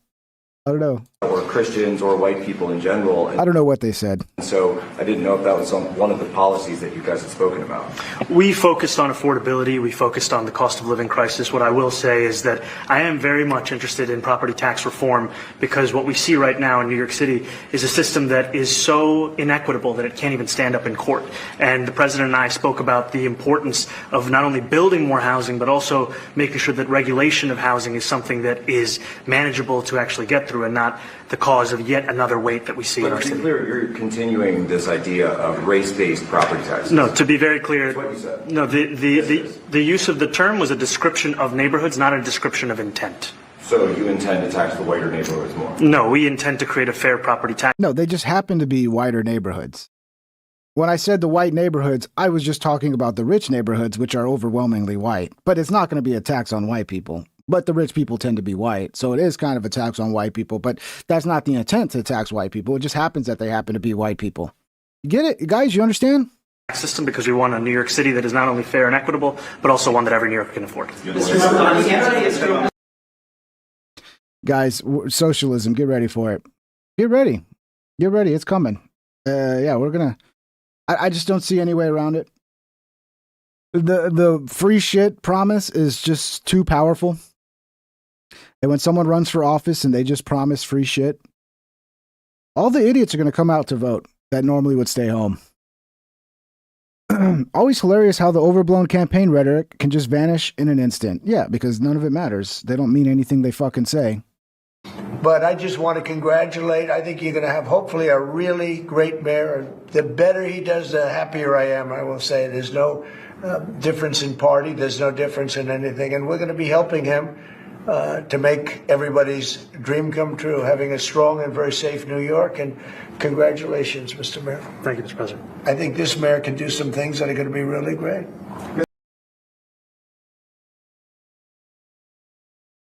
Oh, what are we doing here, boys? What are we doing? Okay, how about you? Go ahead, please. You're a billionaire. You have a different address nowadays than you used to, but you used to call New York City home. Would you feel comfortable living in New York City under a Mamdani administration? Yeah, I would. I really would. Especially. Bro, what is going on here? I don't understand why he's sucking up to Mamdani so hard. I don't get it, dude. Is Mamdani going to become a Republican or something? What's going on here? Especially after the meeting. Absolutely. What makes you comfortable? We agree on a lot more than I would have thought. We all agree. That's the thing. So many of us agree on the problem, right? It's the Bernie problem. We all agree when Bernie says, "Oh, the cost of this is too high," and we agree that they're good at calling out the problems. The issue is their solutions are the same thing that got us into the fucking problem in the first place. I think I want him to do a great job, and we'll help him do a great job. No, I feel very comfortable. I would feel very, very comfortable being in New York, and I think much more so after the meeting. Yes, please. Thank you. Mr. President, Republican Elise Stefanik has campaigned multiple times by calling Zohran Mamdani a jihadist. Do you think you're standing next to a jihadist right now in the Oval Office? No, I don't, but she's out there campaigning. And yeah, this one, I think we got a few of these clips already. What else do we have here? Trump on Mamdani all in one place. Let's see what this one is. We've just had a great meeting, a really good, very productive meeting. I think you're going to have hopefully a really great mayor. Yeah, we already saw most of these clips already. So yeah, that's that. You know, everybody worked up thinking, oh, Mamdani's going to go to, I mean, there's, when it comes to, I didn't get the clip here, but when it comes to ICE, like that was the biggest one. Like he was going to fight Trump when it comes to deporting people here illegally, but it appears like they've come to an agreement that, yeah, anybody that's broken the law can be deported. So I don't know. Is Mamdani going to let ICE in? Is Mamdani going to support ICE in their job? You know, it would make sense if you're serious about socialism. You would want to fucking lessen the burden of the taxpayer and actually get people out of here who aren't even supposed to be here. That makes sense for socialism too, not just for capitalism. Actually, it makes more sense for socialism than it does than even capitalism. Like, yeah, I don't know, man. I don't know. I mean, you wake up on a Saturday and the whole world's changed. The whole world's changed. What's going to happen tomorrow? Let's see what this one is. What Trump doesn't humiliate Mamdani. It's probably one we already seen already. It sounds like you had a productive discussion, but just days ago you referred to President Trump as a despot who betrayed the country. You said you would be his worst nightmare. So in case you can't hear it because they're not miking up the guy very well, he said a couple days ago you referred to Trump as a despot and that you were going to be his worst nightmare. Accused him of having a fascist agenda. Are you planning to retract any of these remarks in order to improve your relationship? I think both President Trump and I, we are very clear about our positions and our views, and what I really appreciate about the president is that the meeting that we had focused not on places of disagreement, which there are many, and also focused on the shared purpose that we have in serving New Yorkers. And frankly, that is something that could transform the lives of the 8.5 million people who are currently struggling under a cost of living crisis, with 1 in 4 living in poverty. And the meeting came back again and again to what it could look like to lift those New Yorkers out of struggle and start to deliver them a city that they could do more than just struggle to afford it, but actually start to live in it. And I've been called much worse than a despot, so it's not that insulting. Maybe I think he'll change his mind after we get to working together. Yes, please. No, I don't think so. I think as soon as he's in his little spaces with his people, he's going to go right back to attacking. So someone who's definitely not happy about this, Curtis Sliwa, speaks out after President Trump and NYC Mayor-elect Zohran Mamdani met at the White House. We got played. Yes, thank you. I mean, this was the Republican, and I think Trump refused to endorse this guy, if I remember right. But basically, the Republicans were like, yeah, we're all going to vote for Cuomo because drop out, Sliwa. You're going to make fucking Mamdani win. And that's the worst thing that could ever happen. And now Mamdani wins, and it's like, oh, Mamdani, come here, my long-lost best friend. Thank you for being here. What was your reaction to that meeting? Well, see, I'm the street guy, and as you know, Donald Trump did not support me to become the next mayor, and you're going to find out why, because we just all got played for 8 months. Everyone in the world, everyone in the country, everyone in New York City got played by these two thespians, these actors. Because remember, 8 months ago, we thought it was Godzilla versus King Kong. There was Zohran Mamdani calling Donald Trump a fascist. He's not. And then Donald Trump calling Zohran Mamdani a communist. He's not. And then, as you mentioned, just recently, the president said, I'm going to withhold $7 billion of badly needed federal funding for New York City if you elect Zohran Mamdani. And then Zohran Mamdani, on the night of his victory, turns and looks into the television and says, Donald Trump, if you're listening, turn up the volume. So they're like antagonizing their followers. And then all of a sudden today, we're expected to believe kumbaya. Everything is fine. Everything moves normally. No. I don't get played. I feel that I, like the American people, were turned into suckers to all of a sudden start adversarial. He's right. Like, they got everybody fighting, and like, they don't, I mean, you don't even mean it. You don't even mean it. You got everybody ready to fucking go to war for you, and you don't even mean the things you say. Crazy. So yeah, that's that. We'll catch up with we'll have some fun with some fun videos here. I don't know if you guys have seen this one. This is look, I used to work at a convenience store when I was younger, in my early 20s. And this brings flashbacks. This gives me flashbacks, but yeah, this one's just fun. This is one of my favorite fucking videos. We'll have some fun. What's up, everybody? Everybody doing good? You guys having fun? If you haven't seen this yet, this channel is fucking amazing, dude. Midwest Safety. They do amazing work. You guys gotta give them a subscribe. Yeah, the guy hit me. He just got up off the ground. I'm leaving. No, don't leave yet. Don't leave yet, man. Hey, stay over there. Take a seat. Sit down. Cameraman. Sit down. Bitch, I didn't touch Sit in your you. car. Sit in your car for me. I didn't touch you. The male in the blue sweatshirt up front with the black hat's going to be our other individual. All right, man, what happened? Dude started tripping about his lottery tickets. He only won $15. Okay. The $15 went against his total. Then he started screaming at me, told him to calm down. He called me a bitch. I screamed at him back. I know all I need to know already. This guy's the problem. You can literally, for 10 seconds, you can watch this guy talk and tell he's fucking unstable. This is an unstable dude. I guess it must be hard at Circle K these days. You're having to hire unstable people to work the register. He swung on me. I hit him first before he hit me. Okay. Then I came outside to leave, and he came at me, attacked me right there, threw on my hat, and threw me on the ground, and my head hit the concrete. I'm going home. Hey, hang on, man. Let's figure out what's going on. I don't care. I'm going home. This is Ravenna. He can have this. You got your ID on you? I'm going home. Well, No, if he swung on you I do first, not. we're going to charge him, man. Chill. Do you need an ambulance? Probably. Do you want one? Yes. Now, from going home to he's done going home to realizing he can't leave, knowing that most likely he fucked up and eventually the cops are going to figure that out and everything's going to turn on him.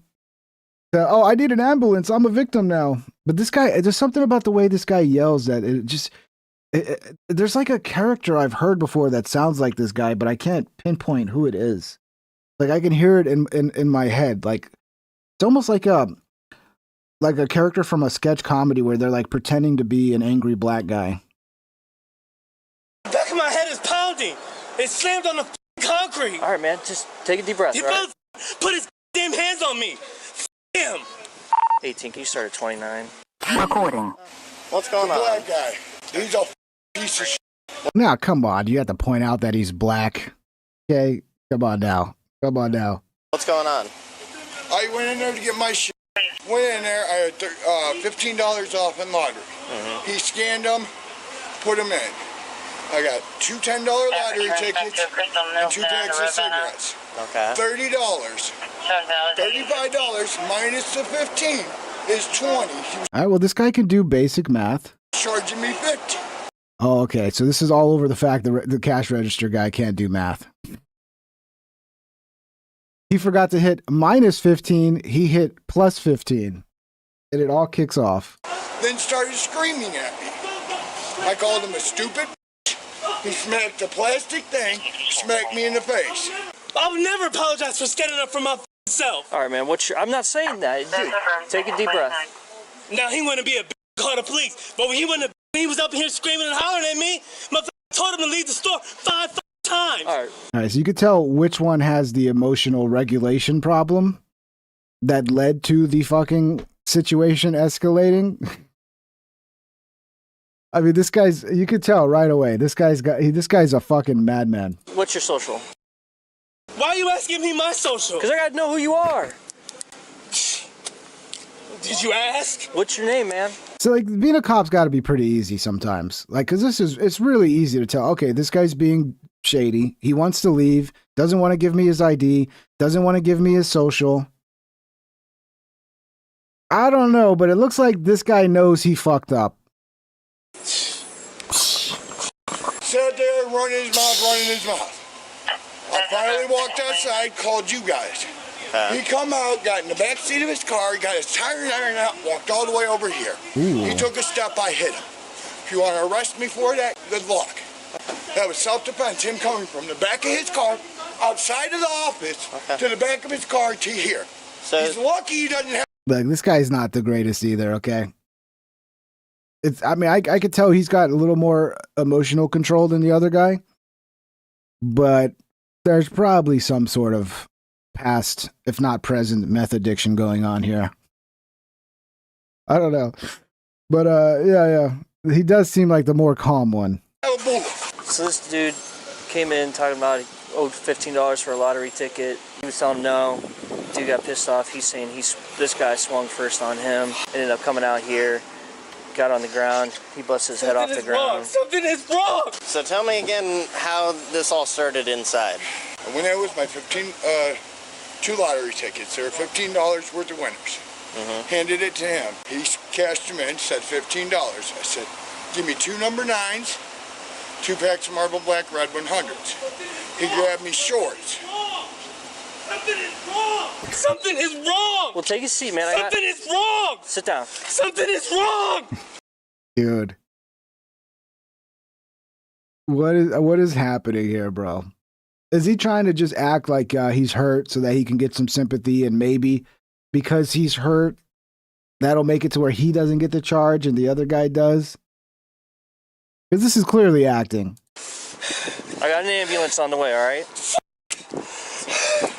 Something is wrong. Something is wrong. Yeah, you, bro. You're wrong. So did that guy allegedly like slam his head on the ground, or did he fall? Yo, he slammed my head on the ground. And I hit him once in the back of the head, just so you know. I know how to fight. You can pull my record up and you'll find out. It's been 7 years since I had to touch someone. See, it's so easy. One guy is just not really telling a straight story. He's playing this weird game. The other guy's just straight up telling him what happened. Yeah, I hit him in the back of the head one time. It's been 7 years since I had to punch somebody. Oh, yeah. Dude, it can't be that hard to be a cop. People are so bad at lying, bro. Like, this is bullshit. He rings me up, he's like $50. I said, no. First of all, $20 in lottery ticket, 2 packs of cigarettes are $35. Yeah. So how am I at 50? Plus you gotta minus my lottery. They'll put us down to 20. Well, clearly the guy doesn't know how to work the fucking register, okay? And just instead of going, sorry, man, I fucked up. I added 15 instead of taking 15 away. He's like, oh, fuck you, man. Starts screaming at the top of his lungs. Dude, just admit you suck at the register and call the manager over. It's probably like an everyday occurrence where he fucks up, like using the register, puts the wrong amount in, or, you know, just fucks up in whatever way you can. And yeah, instead of just accepting it and getting better, it just becomes like the cash register's racist, man. What's your name, man? Reggie. Reggie. Open your mouth real quick for me. You're bleeding through your mouth. Open your mouth. I'm bleeding in my mouth. Uh-oh. Like I said, I got an ambulance coming. How did it start to get physical? Who the f*** are you getting loud with? This guy's just killing them cigs, bro.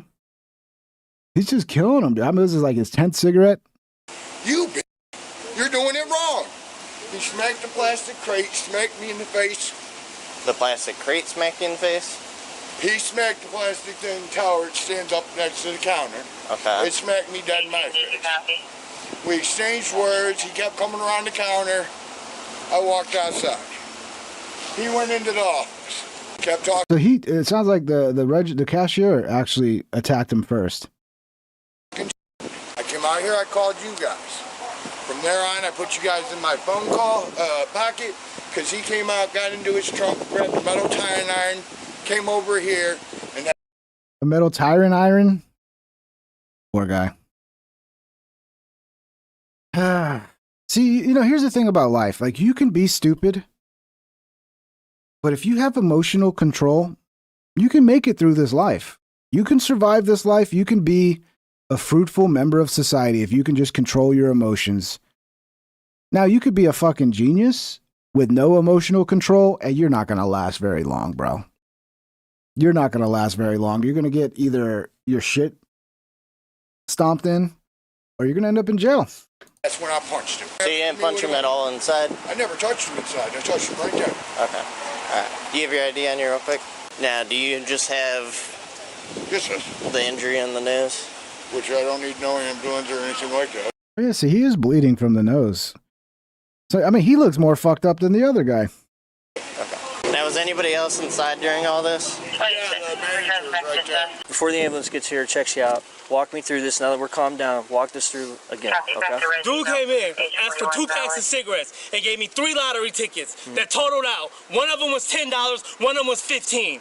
He wants to argue with me and tell me that I owe him $50. How? That's not what...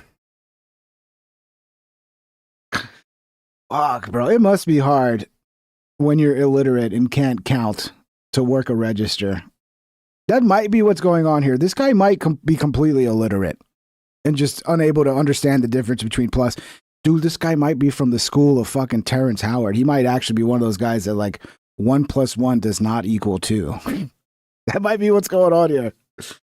But yeah, I think a simple fucking just not knowing simple math or not knowing the difference between plus and negative, you know, minus and fucking subtraction and addition. And it led to this fucking problem here, bro. Okay. You hit lottery winner. The $15 went against his $30 total. Okay, bring it down a little bit, okay? So you guys got to that point. He tells you, hey, get your money back that you're giving him isn't what he's supposed to get. No, it went against the total because he got more merchandise. Okay. So it goes against your total when you win lottery. If Okay. you don't want that, you be specific and say that. Okay. He didn't say that. Okay, so he's saying that you're supposed to give him 50 back. Why? Okay. When you... Oh, bro. Look, you know what's going to happen. You know what's going to happen. It's going to turn out this guy just fucking totally fucked up. and just couldn't admit that, like, oh my God, I'm sorry about that. I added 15 instead of taking it away. That simple. That simple of a fucking thing. Like, oh, I made a mistake. Let me correct it. But no, that's too much to ask. That's too much to ask. I need you to spend $15 extra rather than me admit that I made a mistake. They gave me lottery tickets that totaled up 15. Right. So what happened after that? Then the total was $20 for 2 packs of cigarettes. It was like 18 something because they're 2 for 1 or something like that. And then he started freaking out, yelling and screaming at me. I told him to calm down. Meanwhile, the so-called manager did absolutely nothing. Nothing. She could have just prevented all of this. Nothing. And just told him to leave the store. Here's some advice, guys. If you ever find yourself in a situation like this, when the police show up, you have to do your best job to calm the fuck down. Because if you're screaming at the cop and you're still acting like you're fucking about to fight somebody, the cop's not really going to take your side. The cop's going to go like, oh, okay, this all makes sense now. Now I know why there was a scuffle. This guy's fucking out of control, bro. And I mean, like, dude, just at least calm down and pretend like you're not fucking crazy for 10 minutes while you talk to the cop. Well, you can't even pull that off. It's a problem, bro. It's a problem. And I guarantee you, again, this guy's probably raised by a single mom. I'm just saying that's the type of attitude you see out of people. And it's not just black people, but out of men who are raised by their mothers and they're just emotionally unstable, just like their mothers. Just told him to leave the store. But because he comes here and buys cigarettes in this white racist ass town, then he can just put his hands on me. You're right. He should be a streamer, Cold C.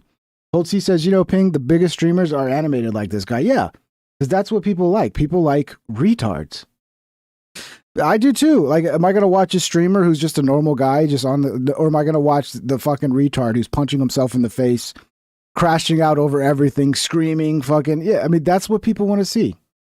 That's what the world's become. It's not about who is the, like, I mean, it's kind of always been that way, but TV kind of, I guess, regulated it a little bit because it kind of forced you to watch things. You didn't have complete choice over what you watch. But now that you have complete freedom to watch anybody you want, yeah, we're going to pick the retards. That's who we're going to pick. We want to watch the retards. We want to watch the emotionally unstable fucking problems. That's what we want to see. This guy should start a streaming career. It's probably the best thing for him. Stay home, stay away from the public. Obviously, you can't get along with anybody. And just stream and scream at your camera all day long. This dude's missing out on a bag, dude. This guy could be making some money. No, I'm not standing for that. Suggesting I play it up for clicks. Yeah, Cold C. The problem is if you play it up for clicks, people think it's all real. And then they think you're crazy. So yeah, I mean, it's like, okay, well, okay, I got clicks, but now everybody thinks I'm fucking crazy. Never apologize for standing up for myself. Okay. Had he had not called me yelling. You're gonna get it would never been a problem. You're gonna get a disorderly conduct. Stop yelling. Disorderly conduct. Stop yelling. For being black and being upset. Stop. Here it comes, the race card. Boom, race card on the table. It's only a matter of time. Yelling. Man, what disorderly conduct. Stop yelling. For being black and being upset. Stop yelling. Man, whatever. The subject is closed. Stop yelling. So, go over there and hush hush with him. I'll be fine. I'm trying to have a conversation with you and talk about what's going on. Did this guy get hit by a pipe? No. You would let him talk to you guys like that? Like, Jesus Christ, it's like that. What he got? Now, he said that he got out of his car with a... I think that was a good move. That was a good move. Like, look, you guys understand what I'm dealing with now? Look, listen to him. This is what I had to deal with when I simply told him he fucked up on the register. Fire iron. And came back over to him, and then... There's no cop. Dude, when you behave that way to a cop, there's not a single cop in the world who's going to take your side. And then when you go, oh, you're just racist, it's like, no, you're just being a crazy person, okay? Nothing to do with your skin color. It's the fact that you're screaming at me at the top of your fucking lungs. That's what the problem is. He punched him in the back of the head. Okay, so he never got hit. He got hit in the face from the thing inside.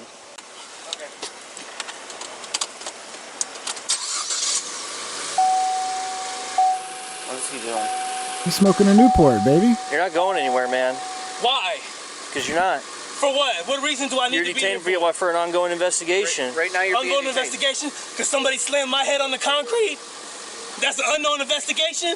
Well, at minimum, it's disorderly. Bro, Is it fucking Donkey from Shrek? Does he sound like Donkey from Shrek? Is that what it is?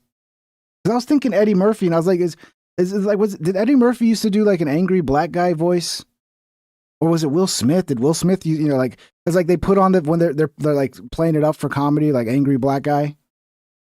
But I think that's Donkey, dude. Is that Donkey? He sounds like Donkey. Conduct on both of your part. What? Right now, I said it, right now, at minimum, it's disorderly conduct on both of your parts if it's a mutual fight. If it's not a mutual because fight, he hit me first. Okay. So the law says Okay, he hit him first. Let's see. I have a right to defend myself. F this job. I don't need Circle K. Well, that's why I have a college education. That's why we're This shit. But when you put your hands on me, my mom and dad told me, hit their ass back. I doubt the dad said that. I think it was just the mom. Price 68 super chatted $1.99. He's gonna cry. Yeah, he's like very close, bro. This is that type of emotion that quickly it just turns to fucking tears, dude. This guy is a ball of fucking emotions, dude. It's just a ball of rage inside, just waiting to come out at any time. I don't care where I'm at. He called me a swung on me. I threw the container in his face. End of story. That's why we're investigating. And then I tried to leave. He followed me out here, over here, to my car. To my car. Just so you know, you're not. All of this could have been prevented Just so you if know- she just would have opened her mouth and did her job. Stop. It's all the manager's fault now. I wonder which side the manager's gonna take. I bet you the manager fucking hates this guy, dealing with this guy every day. Just so you know, right now, you're not free to go. Yeah, but he is though. Are you the manager? Okay. Yeah, I'll be in there in a second. I need an ambulance for one hit. Come on. All right. So just hang out here for right now. We're gonna go look at video. Is your injury from the thing in there when he pushed it? Video out here is going to show I hit him one time in the back of the Okay. All right. Pull my right. The guy's still in the background screaming, bro. Look, dude, just shut up. Like how? Like it's so dumb when people don't understand the basics of dealing with police. First of all, you be calm. You don't scream in the police officer's face. It's just common sense. It's like you treat them the way, you know, you would treat anybody that you didn't want to piss off and make them not like you. Guys, if I wanted to kill the guy, he'd be done. Right now your record doesn't matter. Well, you probably shouldn't say that, dude. You The probably shouldn't say situation, that. so, all right. Fucking yeah, okay, white guy. What are you doing, man? Maybe you need to keep your mouth shut too, bro. Not yet. Nope. Yeah, we'll look at video. Okay. You were working at the time? I was right Oh, there. Okay. He threw the box first. The employee did. So what box did he throw? She immediately throws him under the bus. Bro, it's so hard. It must be so hard to find workers these days that like you just have to put up with the most terrible fucking person. I mean, at least they're showing up and I don't got to sit behind that register all day. Yeah, he fucks up and adds when he should be subtracting and can't do basic math. So, you know, when he makes a mistake, it's hard for him to understand how he made the mistake because he can't do the math. But hey, at least I don't have to sit behind that fucking register, right? This thing? Yes, he broke it because he threw it. Okay. So why that dude's nose is bleeding. Yeah. He literally went like this as hard as he could. Like he all picked, my stuff is like he gone. just picked it up and swung it. No, he threw just it at him. it was right here, Yeah. and he just went bam. Okay, and it hit him in the face. Yeah, and then I was in between them. They're both pushing me and spitting on me, trying to shove me Okay. out of the way. And I'm telling the one dude to please leave, like go outside. He said he had the cops. I said, okay, so please just go outside. And they're both just screaming in my face. Yeah, I was right where you are, Yeah. blocking them both. Okay. And the customer went out. Yeah, she is a big lady. She's getting those free Twinkies, bro. She's working for the Twinkies, dude. They don't even have to pay her. They just got to give her the free fucking Debbie snacks and shit, dude. I guarantee you, bro, she's killing the fucking snack section in that store. Oh, man. When I used to work at a convenience store, yeah, they let you basically charge things against what you were getting paid. So, yeah. Why wouldn't you eat all the fucking Twinkies, bro? Just don't eat more than you get paid. And I guarantee you it's probably not a lot. These are the kind of jobs nobody wants. They pay very shitty. And they're very depressing. Imagine working at a store like this. It's so fucking depressing. I worked at a convenience store like that. It was depressing. I would go in and, try to make the best of it. you know, hope to not get robbed. Hope nobody came and put a gun in, because I worked in a pretty bad neighborhood too. Hope nobody come to put a gun in my face, which happened one time. Got robbed over a fucking, I think it was a case of beer. It was a case of beer. Dude did a beer run. And I wasn't going to be no fucking security guard. Sorry. So the guy did the beer run, got away.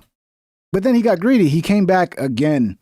And this, cashier that kind of looked like this chick, big fat lady, she saw him coming and she ran to the door and blocked him. It was like, you're not going to do it. You can't come in. And the dude pulled a fucking gun on me and her, went in, got the case, and left. And I was like, take whatever you want, bro. I didn't give a fuck in the first place. I wasn't going to stop him in the first place. I was making like $5.75 an hour. Like, I'm going to fucking be a security guard on top of for the 5.7. No, fuck you. I'm stalking. That's it. Leave me alone. Turned out it wasn't even a real gun, according to the police. They said it was like a pistol or a fucking, I don't know if it was a pellet gun or what, but in the moment, you don't know. Just, you're in a store and you're already worried about somebody robbing you. And then a dude pulls up a gun that it didn't have any orange or any colors that would have gave away that it was fake. But yeah, I was like, oh, whatever, man. It's all yours. Take whatever you want. But he only took a case of beer. I mean, if you're going to rob a store, take more than just a case of beer. Take some fucking snacks, at least a couple Slim Jims. What are you doing, dude? Around, and then he went out to his car, grabbed a tire iron, and then... I don't know how you're going to get gas right now. If people just want to wait till they leave. I'm kind of on standby anyway. Yeah. Well, let's go see some video real quick.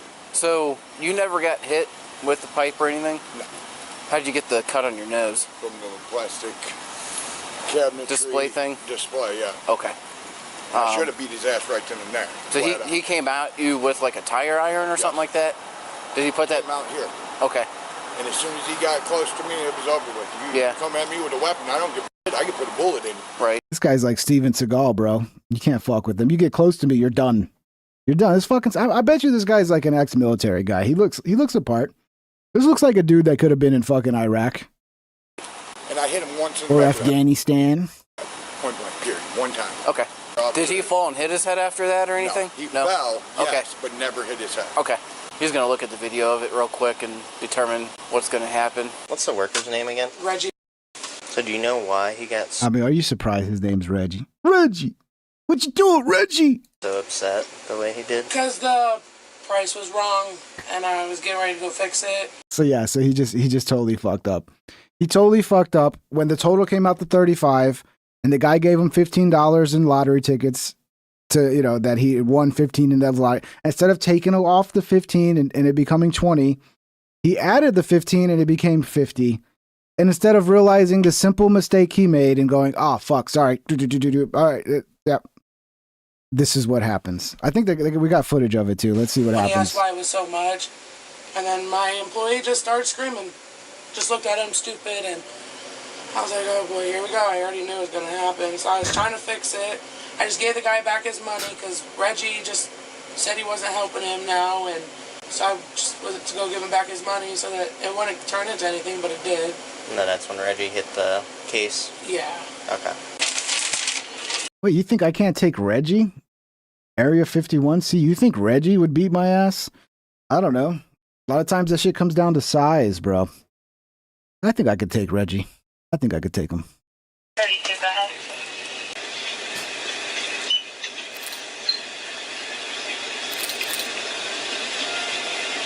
Is Reggie newer here? No, not really. I mean, I do have a lot of complaints about him, like surprising. having attitudes and denying people and getting loud with them. What This is nothing new for Reggie, huh? happened? Obviously, you got your head slammed into the ground. See, most people got I don't know, a lot of people know this, but maybe not everybody does. Most people that can actually fight, they don't run their mouth like this. Okay, the people that don't ever fight, don't know how to fight, never been in a fight, never had their ass whooped. Not across the board, because some people are just fucking crazy and can't control themselves. It doesn't matter how many times their ass gets whooped, they're still going to be crazy and can't control themselves. But most of the time when someone's got a big mouth like this, that's not a sign that they can fight, okay? Usually. At Polish Pride 68 super chatted $1.99. What is Reggie short for? Reginald. Short for Reginald. Because he's a white racist asshole and this is Ravenna. I don't give a shit about any of that. Well, what you know happened? what? Don't cuss at me because I did not disrespect you. So there's no reason for you to even go there. Yeah, this dude definitely raised by his mom. Definitely raised by his mom. Like, these cops are tired of it. Like, okay, what? I just want the story. What does that have anything to do with it? What happened? Obviously, you got your head slammed into the ground. Because he's a white racist asshole and this is Ravenna. I don't give a shit about any of that. Well, what you know happened? what? Don't cuss at me because I did not disrespect you. So there's no reason for you to even go there. I didn't bring this race or conversation anything. is over. Thank you. All right, see ya. This worker brings up race multiple times. He is likely referring to the fact that their location, the small... So that ambulance just wasted its time going out there. That ambulance could have probably actually been helping somebody that needed it. Instead, they went out there so Reggie can pretend like he's a fucking victim. Small city of Ravenna, Ohio, has just over 11,000 residents, where more than 80% of the population is white. Oh, that's bad. That means the whole neighborhood is racist. You can't have an 80% white population without being a racist city. Look, it's very clear this guy is doing what a lot of people do. When they fucked up, they bring out the racism. Oh, because of racism. You know how many times people get accused of saying the N-word just so that they can condone some shit they did? I even had it to me in the 5th grade. It was 5th grade, so this black girl was like, she was like 6 feet tall, man. I don't know how tall she was, but I was just a little tiny 5th grader, and she was a 5th grader, and I remember just looking up to her like this. She accused me of calling her the N-word out of nowhere. I wasn't even talking. I was sitting there just quiet on a bus, and she just turns around and she's like, "Did you just call me the N-word?" And I'm like, I don't even know if anybody in the bus had said it because I was like in my own world and I didn't hear it. But yeah, and then she wanted to fight me on the playground and shit. So weird.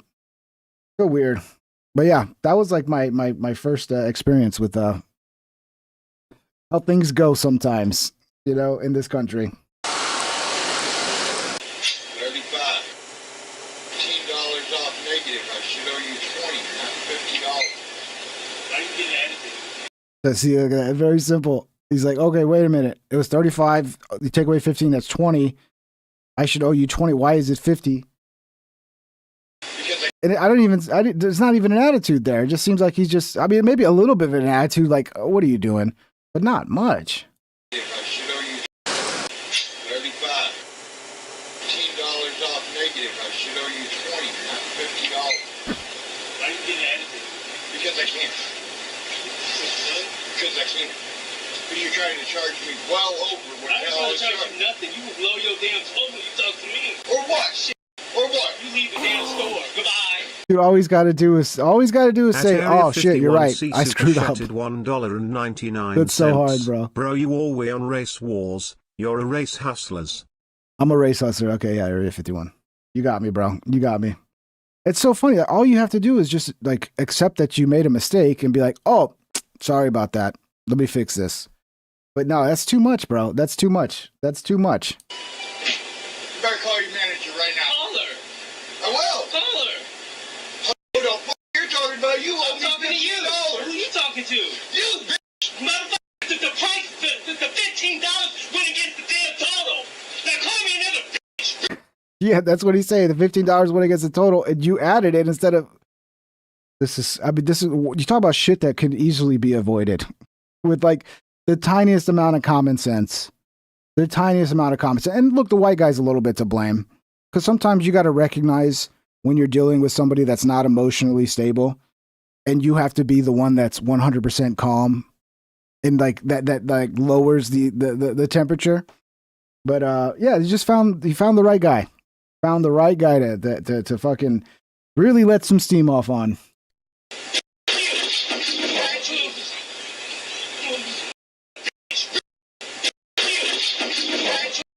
That's what he hit him with. So yeah, he hit that stand. The stand hit him in the face. So the cash register, the cashier, was the first one to attack.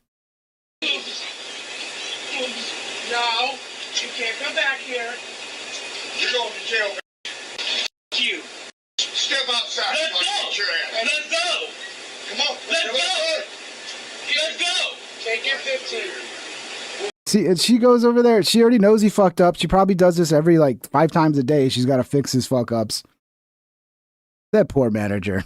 This lady, she's just trying to get through the day with a job she hates you know, eat her Twinkies, eat her fucking Doritos, whatever snacks she can get at the convenience store, and then go home and, I don't know, be fat at home. That's all she wants. And now here you are, just making her poor, pathetic life even worse. It went against the total. I know. No, it didn't. He did. He lied the whole fucking time, Don Fillinger. He was lying to the fucking cops.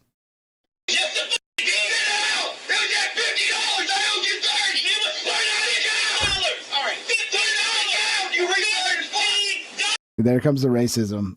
There comes the racism. Like, what are you talking about racism? You fucked up. You charged me more than what I owe. You guys don't have any video outside? I have video, just not audio. Let's go. Let's go. Reggie, let's go. You put your hands on me, brother. You're going to die. Put your hands on me. Put your hands on me. Put your hands on me. Put your hands on me. Put your hands on me. Put your hands on me. Put your hands on me. This is how you can get like in huge trouble as a business owner. You hire a retard like this. And now, I mean, who knows? This guy might be able to sue this store. Because he was attacked. Like, he went there, they fucked up, they fucking charged him not just $15 more, $30 more, because he added the 15 on top. So instead of being 20, it was 50. And then they refused to fix it, almost like they were trying to rob him. And then when he calls him out, he gets hit in the face by the cashier. Yeah, he didn't hit him with his fist, but he hit some fucking shit that hit him in the face. At That's Area a lawsuit. 51C Super Chatted $1.99. The left race hustlers versus race hustlers like Ping. You're right, Area 51. I'm a race hustler, bro. Are you a leftist that's just triggered? Are you triggered right now, Area 51? What's going on with you, bro? You triggered? Thank you for the $2, though. Appreciate it. I guess I did that all on my own, huh? I didn't say that, man.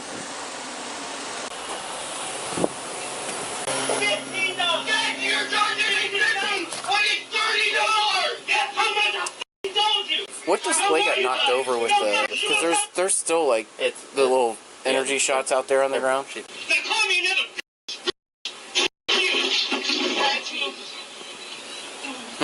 What is it that you threw at him inside? My fist. Your fist? What, did you ever pick up anything and throw it at him or hit him with energy supplements. Oh, okay. All right. And so, okay, you guys came out here. You guys were throwing hands inside. No, I was leaving. Okay. And he followed me as I was getting into my car. And then what happened? I followed him back over there, and he was all up in my face like this, and then he grabbed me by my shirt. Okay. How'd you get to the ground? He pushed me down. Doesn't mention the tire iron. That's a pretty important detail, isn't it? You know. He grabbed me by my neck and pushed me on the ground. When you guys were over here? I lost my balance right in front of the orange barrel. Okay. It's on camera. It's I'm just trying. I just need to hear you so that way I can see where everything would happen. Sit there and let him beat me up? I'm not saying that, no, man. Well, you saying he followed you to your car, but did he stop you from driving off in your car? Did he stop that? No, you got out of your car and then went up to him with a tire iron. So it doesn't sound like you were trying to de-escalate or get away. It sounded like you wanted to fight. At Polish Pride 68 Super Chatted $19.99. I like Ping because he's unfathomably based and about as moderate as you get in this landscape. Yeah, there's not many moderates left anymore, man. It's like everybody's extreme. And then they're going to come together. The extremes are going to fucking wrap around and they're going to meet. And we're going to have National Socialism, boys. We're going to have fucking Hassan Piker and Nick Fuentes. They're going to run VP, president and VP. And we're going to have, both extremes coming together. No, thank you for the 20, brother. I appreciate the kind words, man. Thank you so much. You rock, There's bro. one little blood spot there. And then they went out this door here. So when you were on the ground, did he grab your head or he punch you in the head to make your head bounce No, off? my head hit the ground. When he pushed you? Yeah. Okay. Doesn't sound like this guy can fight, bro. He literally had a tire iron, got out of the car with a tire iron, and still got beat up. And he still lost the fight. How do you lose when you have a fucking first of all, don't walk up to somebody with a weapon if you're not going to use it, because you're just going to get your ass beat. It's like the guy who I was telling you about, who robbed us when I used to work at a convenience store. It's not smart to rob a store with a fake gun, because what if me or that other bitch in Texas, by the way, could have easily had one. What if we would have had a gun? I might have shot the fucking guy. Because there was a point, he pulled the gun on me. I put my hands up. I said, take whatever you want. Then he turned around and walked away from me. And if I had a pistol, I probably would have pulled it out and fucking ended his life right there. Because I didn't know if he was going to come back out and shoot us. I didn't know what the fuck that guy was planning. So people are fucking stupid, bro. This is when he comes out of the store. Yeah, Reggie comes and follows him.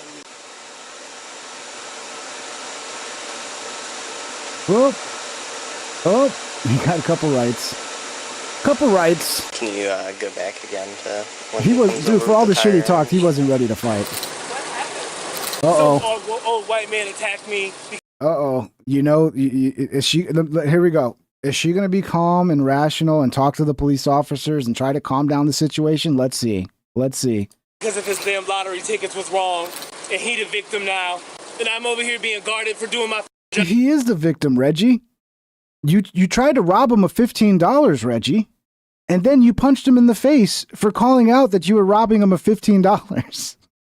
Sounds like he's the victim to me, bro. I asked him to leave the store 5 times, and the manager did absolutely nothing. All she had to do is do her job. All she had to do was her job. Calm down. You mad because I hit somebody back? He hit me first. No, he didn't. You're lying, Reggie. You know it's on video too, bro. What are you doing? I got you for. His shirt ain't ripped. I still didn't rip it on my own. Knock it off. It's 8 in the morning. You're in a residential neighborhood. Dude, the longer this goes on, the more he starts sounding like Donkey from Shrek, bro. I see he's like pushing him back with the tire iron at one point. Can you run that again? Yeah. Looked like he hit him like in the body. I mean, that customer did knock him in the back of the head pretty hard. Yeah. Knocked him to the ground. Yeah. It's kind of a mutual fight going on. I mean, I get why the guy was up. I don't agree with the mutual part, okay? I don't agree with that. First of all, now look at the evidence we have here. You literally, I mean, yeah, maybe you made a mistake, or maybe you were trying to rob him of $15 so you could buy yourself a pack of cigarettes. Maybe that's possible. Who knows? But that's close to like a robbery of a customer.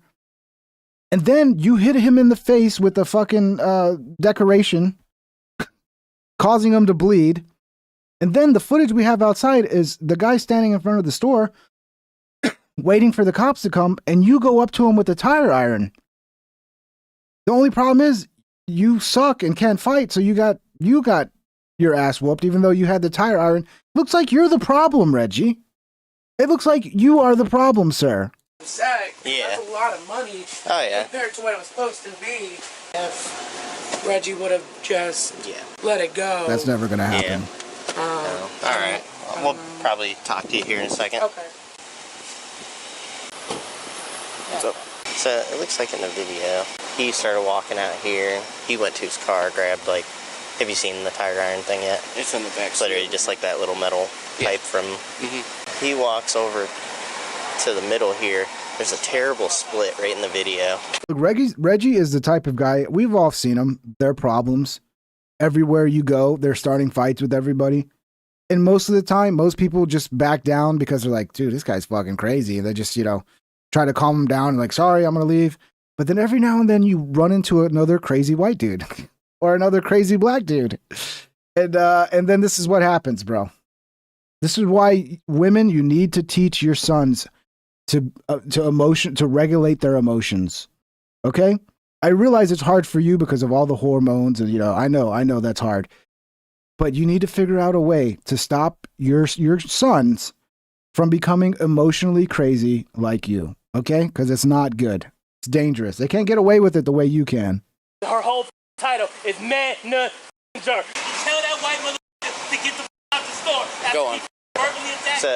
See, he brings up racism and this and that, like, oh, they're racist. He's the only one bringing up race. He's the only one talking about racism and calling out the other guy's skin color. But the white guy's the racist, right? Not you. And I'm the problem? Yes, Reggie, you Saying are. you're the problem right now. Just calm down, all right? You clearly are, He just Reggie. kind of he steps up to him. Hey, get off! You're about to go to jail. Well, then shut him the off! Knock it off!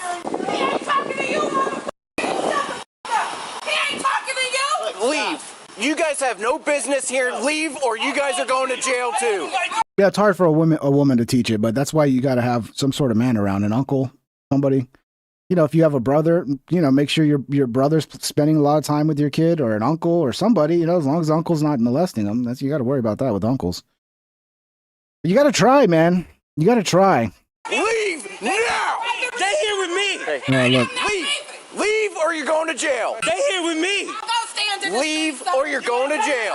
You ain't telling nobody else to leave. Reggie, you ain't telling nobody else to leave. Chill. See, like that is that Shrek? Is that Shrek? Because I know I've heard this voice before. There's somebody. It's either Shrek or somebody out there that does an impression of an angry black guy that sounds exactly like this. Man. Don't touch me, man. You ain't telling nobody else to leave. Calm down. You ain't telling nobody else to leave. I called my sister down here. That motherfucker. That was not a good idea, bro. You should have left your sister at home. She's gonna get arrested now. Leave. Last warning, you're going to jail. You're going to jail. Get back. Back. Going to jail. Stop. Stop. Get back.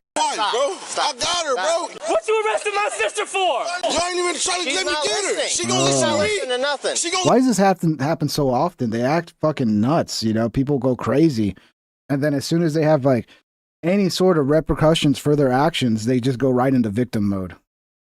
Listen to me. But he's studying hollering. She gonna listen to me, bro. I don't think she is, dude. And if she is gonna listen to you, then why did it take you so long to try to get her to listen to you? Why is it now that she's about to get arrested? Now, oh, she's gonna listen to you. You should have got her under control before, dude. Come on, man. Charged with obstructing. Why he going to jail? Is it the donkey from Shrek for sure? I think it is, dude. I think it is. This is a mutual fight between him. He started the whole thing. Okay, By screaming and yelling, that's good and fine. smacking the guy in the face. Okay, that's good and fine. That's Okay. on him. But he's still over there yelling. Y'all ain't said that man over there. We just were yelling at him when you guys wanted to chime in too. She starts running over towards Let him. me get her. I like this cop ain't falling for none of the bullshit. He's like, well, yeah, he's yelling because you've been yelling at him for like 30 minutes now. Oh, fuck, man. This makes me, I want to go work at Circle K. That's what I want. I want to go get a job at Circle K. That's a career, guys. That's a career. Go work at Circle K. This would be every day, dude. Every day of your life. Not right now. Okay. You get what I'm saying? Let me control my wife, bro. I get what you're saying. I can control her. Y'all can't. Okay. You get what I'm saying? I get what you're saying, but you're going to have to wait a minute. All right? What the fuck? Now she's laughing and smiling. She's such an idiot, bro. She's literally getting herself arrested, and now it's funny. It's all a joke. All a joke. Dog poop? Is that dog poop on your thing? No. What's your name? I bet you it was dog poop. I bet you it was. He's like, yeah, fuck it. Just make her sit in the poop. Tamara. What does she do? That was obstruction. Obstruction of what? Because we're doing our investigation. She's coming into it. What investigation? Ain't no investigation. You don't even know what to say. Oh, man. At Spocko 2181 super chatted What's up, Spocko? $4.99. The family that goes to jail together. Wait, that's not how it goes. Yeah. I mean, maybe if we kept families in the same cell, that could work. The family that goes to jail together stays together in prison. But we tend to separate people, don't we? Don't they? Is there anybody in prison who's like in a cell with their brother? I don't think so. Like, that'd be too good. They'd have it too good. I'm not gonna have a conversation with you like this. No conversation with me. There's no point in talking to you when you keep yelling, dude. Quit yelling, okay? Everybody else is yelling. That's what Nobody else, dude, you're the only one yelling, bro. Oh, your sister, too. That's what started. Go down there and say something to him. Because if he hadn't yelled at me, at me, none of this would have happened. You're if not the manager would have did her job. Get him in a car. Get him in a car. None of it. None of it. Okay. Man, get off me. The manager did do her job. She rushed over there to fix the fuck up you made. At Polish Pride 68 super chatted $4.99. Yeah, I don't get it, bro. Textbook case of keep your mouth shut and your shit cool Whittler. I don't get it, bro.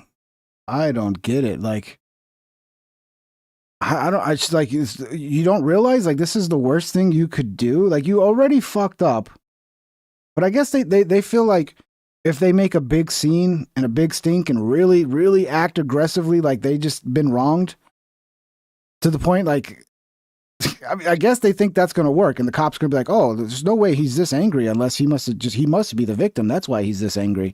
No, it doesn't work that way, bro. You could be the victim and completely have the cops just say "fuck you" because you behave this way. Cops are people, man. You have to treat them with respect. Otherwise, you're not going to like the results, bro. You're really not. And it's crazy, to behave this way. It's crazy. Get off me! You want to keep screaming and yelling. You're being disorderly out here. Get off me!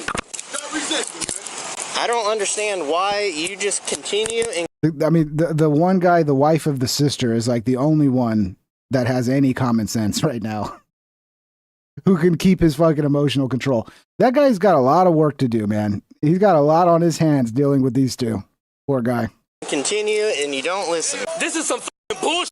You've been warned and warned and warned. Ain't no warning.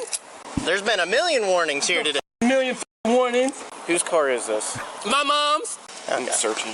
Search me for what? Pull my... Everything is such attitude, bro. Everything is such attitude. And yeah, it's the way women talk. My mom's. Search me for what? Dude, I don't know if this guy realizes, but he's adopted the mannerisms and personality of a young black woman. I don't know if he realizes it, because sometimes people don't even realize it. They just, they do it because it just, people mimic what's around them. You didn't search that motherfucker when he came at me with a metal... You're under arrest right now. With a metal stick. See, now he's lying. You're the one that came at him with a fucking weapon, bro. You're under arrest right now. Yell and be angry. That's not going to change the facts. No. Tell her to leave. The tire iron that's in the back seat, are you going to allow us to get it? Why? Because the video shows that you used it and went after him with it. Did I hit him with it? No. I should have. No, but after he hit me, that's self-defense. Okay, but it's evidence now. No, you can't get it. Okay. So is that so I can go at you with a tire iron? I can run up to you aggressively with a tire iron, and then when you swing a right hook on me and hit me, now I can just kill you with the tire iron. It's self-defense. Okay. Okay, then I'm towing. Because it's not my car. Then I'm towing it. You ain't towing nothing. 32,400. Get in the car. Nope. And then they start ordering the cops, like the cop's going to listen. You ain't towing nothing. No, you just pretty much guaranteed it's going to get towed now. You can't tow my car. Yeah, they can, bro. Cannot tow my car. Yes, they can. Because there's evidence in it. There's no evidence in it. That ain't no damn tire rod. All right, I'm going to warn you right now. You yell again, you're going to jail too. All right? Yell one more time. I can't call my mom to come get her car, bro. You gonna really be like that, bro? I need the tire iron. Come on, so, man, y'all motherfuckers. Give him the tire rod, Deron. Give it to him. Listen to me. If I get the tire iron, I don't need to tow it, but I need to tow it because I need to get a search warrant to get that out of there now. He's good. But if you'll allow me to get it, I don't need to tow it. But This reminds me of like, I don't know if you guys ever have these dreams, but I have dreams where I'm angry like this. I haven't had any in a long time. I don't know if I was stressed out at the time, but there was like a series of dreams, probably like 10 plus years ago. I remember just being in the dream, just in a rage like this. And just everybody, I was attacking everybody. I was ready to fight everybody. You're just fucking like the most angriest you've ever been, but it's in a dream.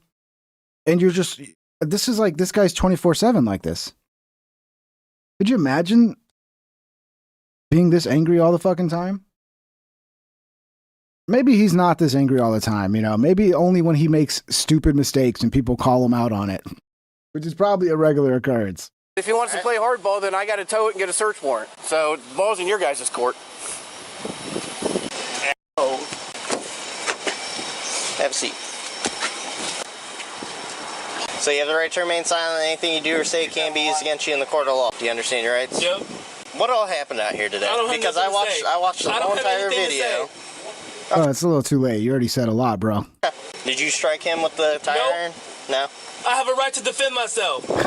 You understand I watched the video, right? I don't care. How all this started. So why are you asking me then? So shut the door and take me to Infirmary Road. Okay. Sounds good. And y'all not sitting this motherfucker. Were we not yelling? Were we not yelling at him? You telling her to leave? Didn't want she walking this way? Disorderly conduct, obstructing official business. It's racism, guys. It's racism. Why are you taking the white guy's side? It's like, because you're racist. Because you're racist. We never get to this one. You guys got to go watch this if you haven't seen it yet. It's already old. I'm sure most of you have seen it, but I keep saving it, thinking I'm gonna have enough time to get to it. But yeah, basically Thomas Crooks, dumb fucking kid, was pro-Trump, and then something in 2020 made him flip. It's almost like maybe he bought into the COVID narrative, and he was like, because I think there were a lot of people who, because of COVID and because of Trump supporters kind of being against the lockdowns and shit, they were like, oh, you want my grandma to die? They bought into that shit. I don't know. But yeah, the gas station one, I've been wanting to watch that one too. Arrest everyone. Bro, it's so frustrating because it's like, I mean, these things are so easily avoided, man. It's so easily avoided. Like, first of all, learn how to use if you're going to work as a cashier, learn how to actually be a cashier. Learn how to deduct $15 instead of add $15. And then if you do make the mistake of hitting plus instead of negative, you go, oh shit. You should basically notice it right away and be like, oh, there's no way it's $50. Clearly I fucked up. And then when you make the mistake, you have the humbleness to go, oh shit, I made a mistake. Let me fix this. And this could have been avoided so easily, bro. But then he just goes into complete fucking crash out. It's like a 30-minute crash out too. It's not like he crashed out for a little bit and then like calmed down. He stayed crashed out for like 30 fucking minutes, dude. How do you even have that level of energy to stay crashed out that long? Like most people, when they crash out, it lasts a little while and then they calm down. Like they can't keep up a crash out that long. I mean, this guy's probably still yelling right now. He's probably still in prison yelling at somebody. He's probably still fucking yelling about his food, yelling at the guy. I don't know, man. It's crazy. Anyway, hit the wrong one there. Meant to go to this one. Anyway, I hope you guys had a blast tonight. Hope you guys had fun. I'm going to try to do a show tomorrow. We'll see what there is to talk about. You know, it's the thing about doing this many shows. Like, eventually you run out of things to talk about. Because there's no news. There's, like, nothing going on. I don't know. We'll see what's going on tomorrow.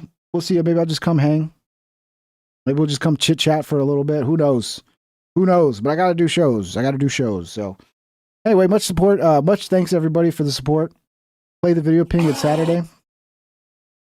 You guys, have you guys not seen this yet? Hefe 67 super chatted $20. Play the video ping. It's Saturday. Have you guys not seen it yet, El Jefe?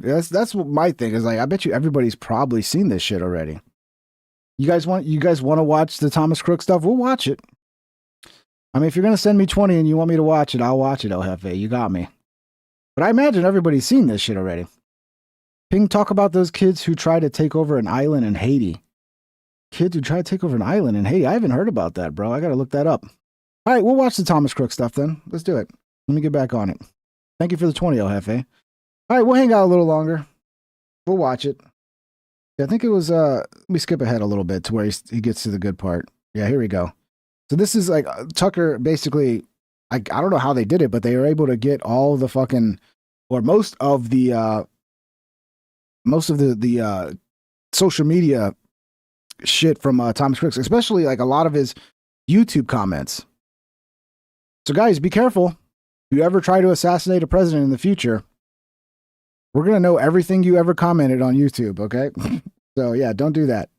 Two foreign encrypted email accounts, American Gamer at gmx.com, a German website, and bcook at mailfence.com, a Belgian website. Crooks had a Snapchat, Tom_Crooks19, a Venmo account, Thomas-Crooks12, a PayPal account under the alias Rod Swanson, a Zelle registered as Thomas Crooks, as well as accounts on Discord, a Google Play account called Colossal Microwave, a Quizlet titled Thomas_Crooks, a chess.com with the same name, and two disabled Quora accounts under the handles Thomas Crooks 8 and Thomas Crooks 3. It turns out that Thomas Crooks was hardly an online ghost. He was active, and yet federal investigators lied and told us there was no trace of him online. The more I think about this, this might be the event that made Trump switch. So maybe Trump was lying the whole time, or maybe they put the fear of death into him, and now he's just serving. He's just serving the fucking the power structure for behind the scenes. Some of Crooks's accounts, like his Snapchat, appear to have been fully deactivated and completely taken out of use. Some of them may have been unused or cleared by federal officials during the investigation. We don't know because the FBI wouldn't tell us. However, our source was able to retrieve all data from Thomas Crooks' deactivated YouTube account, Tom Crooks 2178, visible to other users as Tom Crooks. This account includes his search history, his watch history, and 737 public comments. Another critical account, his Google Drive, is linked to an archive of Crooks' YouTube account. That's where our source obtained the videos of Crooks dry firing a handgun in his bedroom, with paper targets on the wall behind him. But aside from the video evidence, the email addresses, and the phone number tying Crooks to the account, or the fact that most of these accounts use his actual name, there are other key details that support the authenticity of what we found. For example, this video's metadata shows it was filmed at Thomas Crooks' parents' home. And some of Crooks' YouTube comments are still available on internet. This little retard almost fucking scary. I mean, one little retard like this, dude. All it takes. Internet archive sites. Crooks says, who knows? I mean, I say that, but then there might have been more to this than just one little retard. You know, there might have been. This might have been a deep state hit, possibly. Who knows? YouTube channel was suspended on July 14th, 2024. That's the day after the shooting. Its offense, quote, violating YouTube's policy on violent criminal organizations. And though Crooks' comments are no longer. I hate how YouTube does that, to be honest. Like, it's better for. I think it's better if you leave it up and you just fucking you like let people actually be informed. I think that's better. Right, but no, let's as soon as like there's somebody does something wrong, we gotta remove all their sites. Super chatted $20. Such an unfortunate physical appearance, Crooks. He's an ugly kid, man. There's no doubt about it.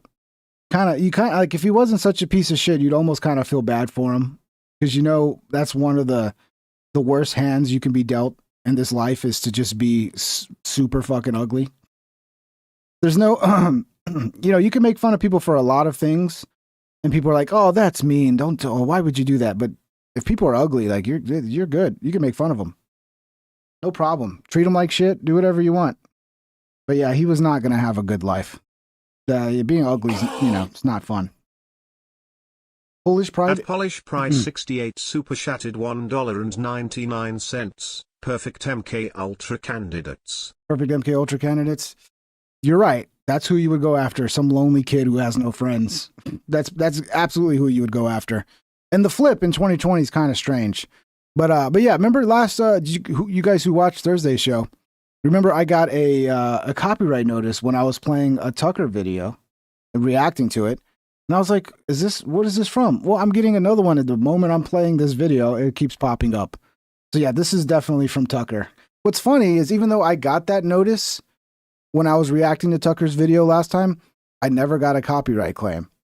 So I think there's some sort of, I think what YouTube is telling me is that my shit's matching with something that's in the system, but then it's still up to them whether they want to put a copyright claim through. So I don't know what's going on there, but yeah, it's clearly Tucker's videos causing it.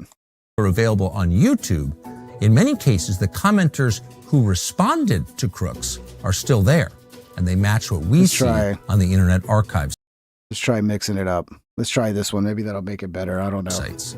When you click on their tags of Crooks' accounts, YouTube takes you to a page that says, this channel was removed because it violated our community guidelines. In other words, there is ample evidence to support the authenticity of these posts. Our source figured it out. So did we. But when we reached out directly to the FBI... Fucking cash, dude.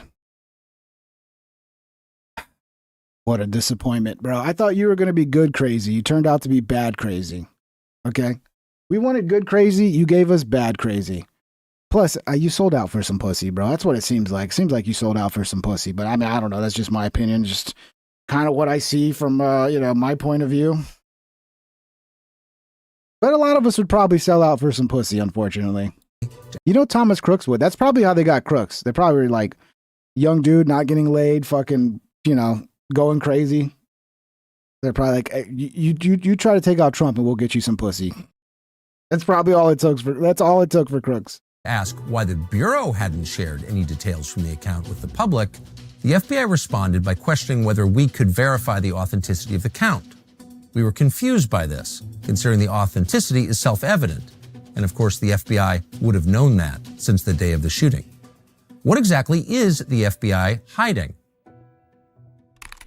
It doesn't make any sense to hide this one because the dude's dead. There's no trial. Like, I understand, like right now with Tyler Robinson, like, there's a trial. Okay, they can't spoil the trial. They can't fucking make it to where they can't find any jurors because all the jurors are already been fucking, polluted and corrupted because they've seen too much about this shit. Like, I understand that. Of course, during the trial and after, at that point, there's no excuse. We should get everything, complete transparency. However, Crooks is dead. There's no trial. Why are we fucking hiding this shit? And why are you lying and saying there's no social media when there's tons of fucking social media? Here's what we do know. The digital comments we obtained were posted between 2019 and 2020, when Thomas Crooks was between 15 and 17 years old. They show two things. First, that Thomas Crooks was not some secretive lone wolf who never warned anyone that he was planning violence, just the opposite. Years before he showed up in Butler, Crooks was leaving a detailed digital trail of violent threats, including calls for assassinations and political violence. Second, they show a man who started out as a radical Trump supporter whose views on the president changed completely during COVID. The FBI lied about that fact and pretended. Yeah, this is the one shot that really shows you how fucking ugly this kid was, unfortunately. Jesus Christ. He does, I mean, I don't know. Here's the thing, like, if they're hiding the social media stuff, what else are they hiding? And then wasn't there like a private investigator or some investigator who like was able to trace his phone to like all these like federal offices? Like, I guess it was FBI. Like, he was constantly going to this area where like there's an FBI office there. I don't know, man. That's not out of the realm of, it's not unbelievable to think that they'd want to take Trump out. But why? Because he's just a good globalist now. What would have been the point? And that Crooks was a right-winger. At 11:35 p.m. on July 19th, 2019, in response to an MSNBC video, Crooks wrote, quote, Ilhan Omar and others are invaders and should honestly be killed and their dead bodies sent back. At 1:17 a.m. on July 20th, 2019, Crooks commented on a CNN video. He said Donald Trump was the literal definition of patriotism. 7 hours. This is weird. So at some point, clearly he was a Trump supporter. Hours later, he commented on an MSNBC video. He wrote, I hope a quick, painful... Polish Pride 68 super chatted $1.99. Why have I not seen Bongino anywhere recently? I think that dude's ashamed. I think that dude is not very happy with himself. And he knows how it looks. Like, he knows how much of a flip it's been. And like, people just are like probably disillusioned. Like the people who watched his show and became fans and expected so much from him. And then this is what we get. The dude's ashamed. He's ashamed. You know he is. Patel's probably ashamed too. Death to all the deplorable immigrants and anti-Trump congresswomen who don't deserve anything this country has given them. That evening, on a separate MSNBC video, he wrote, quote, every one of the Trump-hating Democrats deserve to have their heads chopped off and put on stakes for the world to see what happens when you fuck with America. Maybe at this point he was working for the feds to make Trump supporters look unhinged. Maybe that's what it was. Maybe he wasn't a Trump supporter. I don't know. Maybe he was always, because didn't he have like a commercial with BlackRock or something like that? Like he's in this like BlackRock commercial. But who knows? Maybe he was, running little operations for, I don't know, man. It's weird. These sorts. You think he's just rage baiting psych? That's possible too. He's at that age. Like this guy might have probably been watching Nick Fuentes. Who knows? Comments continued for months and became increasingly violent. The following day, Crooks responded to a CBS Evening News video about the squad saying this, quote, this is going to be blatantly racist, but I hope Trump has these people murdered. How do these comments even stand? Dude, you realize how strict, I mean, I guess this is what, or it doesn't say the year, but the squad. So this has got to be 2016 to 2020. Crazy, because you can't even say anything anymore without your comment not going through. But this guy could say the craziest shit. Crooks openly called for dictatorship and putting, quote, Hispanics back in their place. Oh, well, that's not He right. warned that if Democrats win in 2020, quote, they won't be in there for long because unlike the Dems, we have guns and lots of them. It's possible he just might have been fucking crazy, dude. I mean, he's got the face of a person that might be mentally fucking deranged. Because you could, I mean, look, this is not like 100% across the board, but there are people you can look at and tell that they're not mentally well just by their face. And this guy had one of those faces where it's like, probably not mentally well. In one comment, Crooks noted that, quote, 50 million Americans with AR-15s will make quick work of any blockades the government can put in to protect the White House. He left multiple references to Mao Zedong's famous line, "The only real political power comes from the barrel of a gun." On September 30th, 2019, Crooks responded to comments about a potential civil war, saying this, "Most rioters don't bring assault rifles and body armor like we would, and we wouldn't be going to the streets, we'd be going to Washington." Bro, that is a good fucking point. DJ Stainless Sneal, you make a great point. Feds got to him once they started banning posts. You might be right, bro. That's kind of something that could be a possibility if we're just like theorizing. Like maybe this got him on the Feds' radar. You know, posts like this, yeah, usually this is going to get you on the fucking government's radar. And then they were like, oh, this is the perfect guy for that little operation we've been talking about. I don't know. But yeah, this is the shit that will get you on the government's radar. At this point, one user... And they do glow. So either he might be already working with the feds. This is him working with the feds. Or this is what got him on the feds' radar. Both are kind of believable. Named Hyper Pandas responded saying, quote, "Law enforcement will thank you for grouping up and being so visible. It'll make your arrest so much simpler." Crooks responded saying, "Cops can't arrest me if they're all dead," before adding, "Even an untrained man with an AR-15 is dangerous. You think Adam Lanza or any school shooter trained? Nope." Yeah, there's no way this didn't get him on the fucking radar. How would this not get you on the fucking radar, bro? There's no way this wouldn't get you on the radar. And you could tell he's a dumb kid. It's like, yeah, Adam Lanza, he's dangerous to a bunch of school children. Anybody with a gun is dangerous to people with no guns. That's true.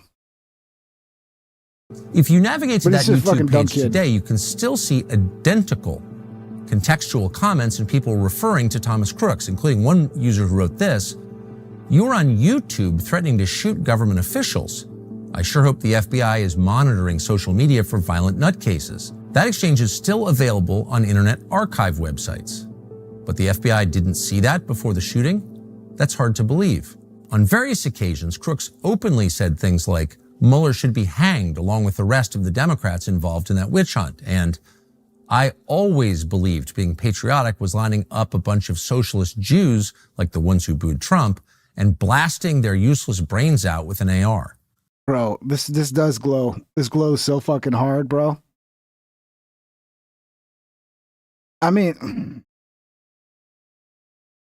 I know it sounds crazy. Why would the government use a kid like this to write a bunch of shit like that? But I've always been kind of not trusting a lot of shit I read on the internet. You know, a lot of the Trump supporters who are, you know, they start acting like Nick Fuentes. That's why I'm like, are you a Fed, Nick Fuentes? Because you're playing right into their fucking hands, dude. And this is that same thing. That same fucking thing. Like, hey, we want to make Trump supporters seem like racist, unhinged, dangerous, violent. And here's this kid just playing right into it. He could have just been an idiot, but who knows, man. And yet, in early 2020, Crooks seemed to change radically. On January 20... If I get canceled, Colt C, it's not because I'm playing... it's from Tucker himself, because they keep... At Polish Pride 68 super chatted $1.99. IDR op-ed T rifle in the Biash, my love. Yeah, you realize, like, who was it? There's a friend of theirs. I think Turkey Tom did the video, right? There's a Turkey Tom video where he interviews a guy who was friends with both of them, who hung out with them. They play Magic together. He says that's the way they talked. So a lot of people saying this doesn't seem legit. That's not the no young people talk like this. Well, maybe that guy's lying too. But they were fucking weirdos, you know. And sometimes people talk like fucking weirdos. And look, if I'm in love with a chick, I will call her love. I know it's cringy, but you know, when you're in love with the chick, sometimes you'll say, "Hey, love," you know. In that case, it was not a chick, it was a dude, but you know. Okay, move on. 23rd of that year, he referred to, quote, Trump's stupidity. He began to mock the concept of the deep state. He suggested it was a code word used by Trump supporters for, quote, anyone who disagrees with the right wing. So, yeah, it's almost like his little fucking Fed op ended, and they're like, okay, well, that didn't really work. No one pays attention to your posts. Let's go another angle. You ever thought about buying a gun? What do you think about guns? What do you think about scopes? Huh? You ever think about scopes? I don't know, man. I don't know. It's so fucking fishy. This whole thing is so fishy. Suddenly, he sounded like an MSNBC commentator. In February of 2020, he called out Trump supporters as, quote, too brainwashed to realize how dumb you are. I mean, literally. No, not. Yeah, Right On says ping and a dude. No, I'm talking about Tyler Robinson was dating a dude. So when Tyler Robinson was referring to, I think you know that. I don't know. Of course, I don't date dudes, guys. I only date women, real women, biological women. Okay, calm down. Calm down. I'm not gay. And if I was gay, like Alex Jones, I would own it and I'd be proud of it. And I'd suck so many dicks. You'd be unbelievable. I'd suck a fucking golf ball through a garden hose if I was gay, but I'm not. I'm straight. Okay. You guys sound like a cult at times. That same day, he called Trump and his supporters, quote, racist. It was an amazing transformation. That April, during the peak phase of the coronavirus lockdowns, Crooks wrote, quote, it seems that you people don't understand that sometimes public safety comes before your personal rights. Are you not willing to quarantine one member of your family to save the rest? So is it possible that this kid just got so scared by all the COVID propaganda and he was young, dumb, and naive to how the media does things that made him flip and just get angry at Trump supporters who were like, no, you can't do this. You can't lock down. You can't tell me to wear a mask. You can't tell me to fucking not go to the hospital to visit my... Or is all of this just a fucking elaborate act, a big Fed op, man? I don't know. If so, you are not... Almost at 100, guys. 9 more likes. Please. Thank you. 9 more. Can we do it? If you haven't yet, please. Not a patriot. It'd be much appreciated. Protecting anything. Around this time, the new left-wing version of Thomas Crooks became very critical of conservative media. He said at one point, quote, going to a Chinese New Year's party in America isn't putting you at risk for coronavirus, because, believe it or not, viruses don't spread through race like Tucker Carlson probably told you. Wow. So he went from fucking racist guy to all of a sudden... What the fuck? Look, I know sometimes kids flip on a dime like that. But that's a huge flip, bro. That's a huge flip in such a short amount of time to go from racist kid to now you're anti-racist. I wonder, man. I wonder. That May, as state officials across the country overhauled election systems. And I realize what's going on with Tucker. I think this is what's going on. I think it's in the system to where if you play the clip too long without pausing or interrupting, then it'll start matching and it'll tell you it's matching. Right? So I can't let the clip go for too long without interrupting. So for all you people that complain about interrupting, well, I mean, who cares anyway if you're going to complain, but I'm going to have to interrupt a lot on this one. To promote mail-in voting, Crooks attacked Republican concerns about voter fraud as, quote, ignorant. 4 months later, in August 2020, his tone had shifted even further to the left. He said, quote, I believe the outcome will be irrelevant. In response to the same video, Thomas Crooks issued what sounds a lot like a digital manifesto. Quote, in my opinion, the only way to fight the government is with terrorism-style attacks.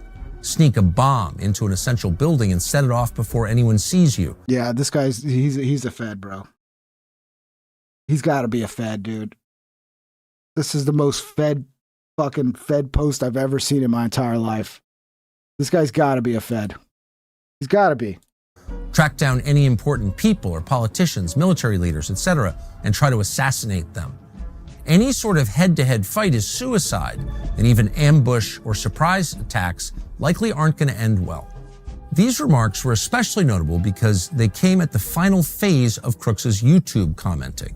At that point, a new character emerged into the conversation, a user named Willie Tepes, who started pressuring Crooks to commit violence. For example, quote, If a gun and a badge is all that is needed, then authority obviously comes from the barrel of a gun. We have more guns than they do. There is no way we can avoid a war at this point, so you better just get used to the idea. There's two theories here that make sense to me. One, he's already a Fed. He's already doing Fed operations online, posting shit to make Trump supporters look crazy. Number two, the other theory is that this got him on the Fed's radar. And they're like, oh, this is the perfect guy. We've been looking for a guy just like this to take a shot at Trump, and this is the perfect guy. And guess what? At some point, Trump's going to come by here during the election campaign. He's going to come close to you, and this is our guy. They might, I wouldn't even be surprised if the Feds have like 100 guys like this, that they can just, at any point, they can like just activate them, to go do some shit. Or he was just a lone wolf crazy person. That's possible too. But with all the weird shit, the hiding of the fucking, all the social media, hiding that, what looked like to me a complete failure to the point of not being excusable, the way they just left that roof open, there's just too many pieces on this one. I know a lot of you guys will compare this to Charlie Kirk and be like, well, why do you feel that way about this one and not that way about Charlie Kirk? I'm still kind of waiting the Charlie Kirk thing out. I'm waiting to see. I think people are just really want conspiracy on that one. They want it so bad. Whereas for me, I'm like, I don't know. Could be a conspiracy there. But I'm not seeing anything that makes me go, oh yeah, this is 100% a conspiracy. Like with this one where it's like, oh, this is the president of the United States.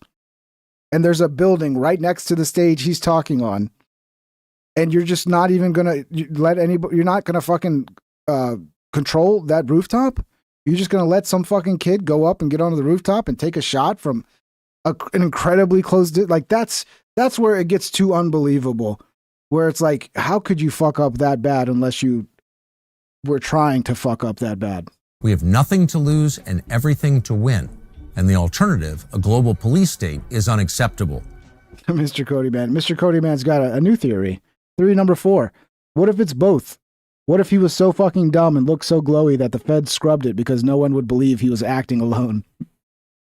I mean, that's possible too, bro. Nothing in life is simple, but that is no argument against doing it.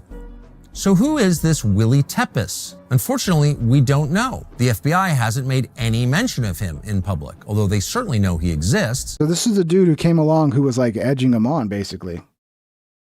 I can't really see any downside. I don't want to read it because then the algorithm will think I'm fucking saying it. But yeah, it sounds like somebody that came around and like was edging him on. Yeah, I'd like to know who the fuck that was. No, the FBI hasn't made any mention of him in public, although they certainly know he exists.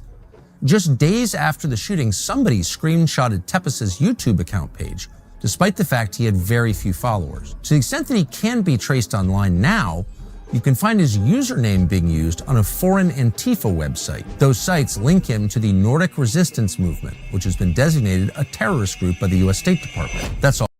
Bro, think about it. Somebody like Thomas Crooks, if all Antifa has to do is throw him a little bit of pussy, get one of those crazy fucking blue-haired bitches that's, already a fucking whore and will sleep with anybody, tell him, hey, we need you to take one for the team so we can take out Trump. And now you a little bit of pussy, and you could probably get that kid to do anything for a little bit of pussy, including attempt to assassinate a president. And you got this guy connected to Antifa who's egging him on. I don't know. Maybe Antifa threw him some pussy for this. I don't know. Or promised some. All we know. We do know, however, that Crooks' online footprint abruptly ends after his encounter with this mysterious figure, Willie Tepes. Regardless of whoever Willie Tepes is or was and what his motives may have been, who he may have been working for, there is no doubt that Crooks was ripe for recruitment by someone. From early 2019 to mid-2020, as his political... Ain't nobody fucking that Cisco Works RC. Bro, you realize there's prostitutes out there who will fuck anybody, right? For as ugly as that kid is, like, there are dudes that are disgusting, like 400-pound, 60-year-old fucking dudes with no teeth that prostitutes will fuck. So there's somebody out there who would. Okay? And you talk about these Antifa women, like they don't even believe sex is a big deal. Sex to them, it's nothing. So, for the cause, if you tell that Antifa chick, like, hey, I know you don't like this guy, but we're doing it so that we can radicalize them to assassinate Trump. Oh, I hate Trump so much. Yeah, okay, I'll go fuck this nerd. If that means we get rid of Trump. I mean, I don't know. We're theorizing here. We're completely fucking theorizing. Views were evolving. Crooks searched for Trump more than 700 times online. He also searched for Jack Ruby, the man who assassinated Lee Harvey Oswald. He then submitted queries for craziest chemical reactions, cars running over protesters. Why do people still do these searches, bro? Like, what would you have people not learned that, like, they're gonna find your searches? And I don't know, people are still so fucking stupid. They're like, oh, how do I murder my wife and get away with it? Like, really? You're Google searching that before you murder your wife? Really? I'm going to just go ahead and go out on a limb and just say that you're probably not going to get away with it if you got to Google search that, okay? Best places for mass shooting El Paso, Trump Civil War, Orlando shooting reaction. Obviously, he was watching a lot of Tim Pool.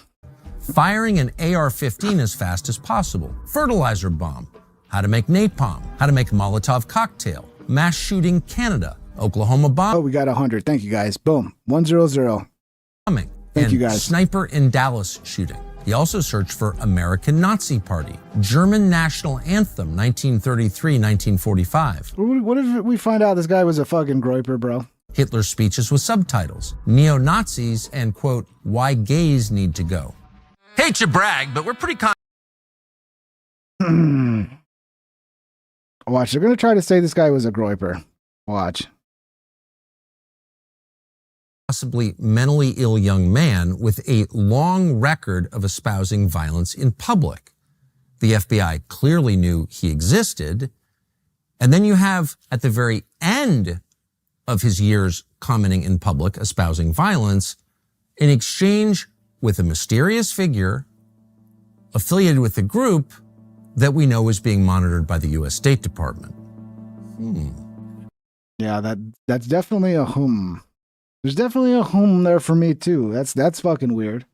It turns out that around the same time that Thomas Crooks was making these searches and posting overt threats of violence against public figures on YouTube, the FBI was issuing contracts to private sector tech surveillance firms to harness the power of mass data collection tools that would monitor social media for people just like Thomas Crooks. It's hard to imagine that Thomas Crooks, who was making these posts publicly and in his own name, 424 super chatted $2, ping you rock. Gays do need to go. To the local grocery store to pick up some groceries? Is that... Oh, man. Look, you do have to have it in your heart to just not hate anybody, It's just not good for you, bro. And there are some things you can't get rid of, There's lots of problems in society that just are not going to go away. So, yeah. I don't know. But obviously I have to disavow that, but thank you. I appreciate you saying I rock, but I have to disavow that, bro. That's some Thomas Crooks Fed posting shit.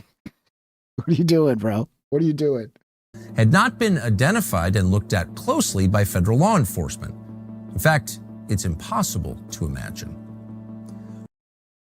Sorry, let me take a break so I can get rid of Armando here. Armando. What happened to you, Armando? What happened in your worldview, in your life, that this is what you're spending your time doing right now? Take care, Armando, Miami. Have fun, bro. Have fun crashing out by yourself. What do we know? Well, we know that the FBI had access to these YouTube comments, and rather than giving us valuable information about them, giving us a sense of why Thomas Crooks did what he did, they used a selective read of those comments to lie about what Thomas Crooks was thinking. 2.5 weeks after the attack on July 30th, a source familiar with the investigation told CNN that, quote, federal investigators are looking into a YouTube account possibly connected to Crooks in which the user espoused political violence as well as anti-Semitic and anti-immigration themes. I remember they did try to say that this guy was a Trump supporter at first, It turns out they were technically right, just not at the time he tried to assassinate him, he wasn't. At L_FA67 I'm sure he super was. chatted $5. Armando was such a sweet boy. It's so weird when people get like that, man. It's so weird. Like, you're just gonna. What was he spamming? That I'm a loser, just over and over and over again. Okay, yeah, you really accomplished a lot there, guy. I mean, what? Imagine that. You Saturday night, instead of like doing something you enjoy, you're watching the show of somebody you hate and just spamming that they're a loser. I guess if that's how you get your kicks off, have fun with it. Of course, it wasn't possibly connected to Thomas Crooks, as the FBI knew full well it was Thomas Crooks' account. There was never any question about that. I know you're just joking, Nugs, but the algorithm and the overlords don't know that you're joking, bro. So just FYI, be careful. Jokes, a lot of jokes that don't get translated into jokes. They just become text, and everything's taken seriously. And yet the same day, the FBI's then deputy director made the same dishonest claim before Congress. The week previous, then FBI Director Christopher Wray publicly questioned whether Trump was even shot. With respect to former President Trump, there's some question about whether or not it's a bullet or shrapnel that hit his ear. In February 2025, the New York Post reported that, quote, the FBI has obstructed efforts to solve the mystery of why Thomas Matthew Crooks, who left no manifesto, did what he did. And this fact, said the Post, left local law enforcement as well as Crooks's former friends, classmates, and teachers frustrated. The level of lying and obstruction is shocking. And it's weird because Trump's talked about it, and he's been like, I've been happy with what they told me. It's so weird. Again, the way Trump's like kind of let this go and isn't hammering on this still kind of makes me wonder if they didn't like sit him down and be like, yeah, we actually did try to kill you. And we'll do it again unless you start listening to us. That really could explain a lot with Trump's flip lately. At Polish Pride 68 super chatted $4.99. Captain Tylenol tinfoil here. An anagram of Thomas Matthew Crooks equals attacker $HOOT $HMOW. Attacker shoot, ow. Ow. Yeah, I mean, bro, you might have just cracked the case right there. You might have just cracked the case up there, man. Thank you for the super chat.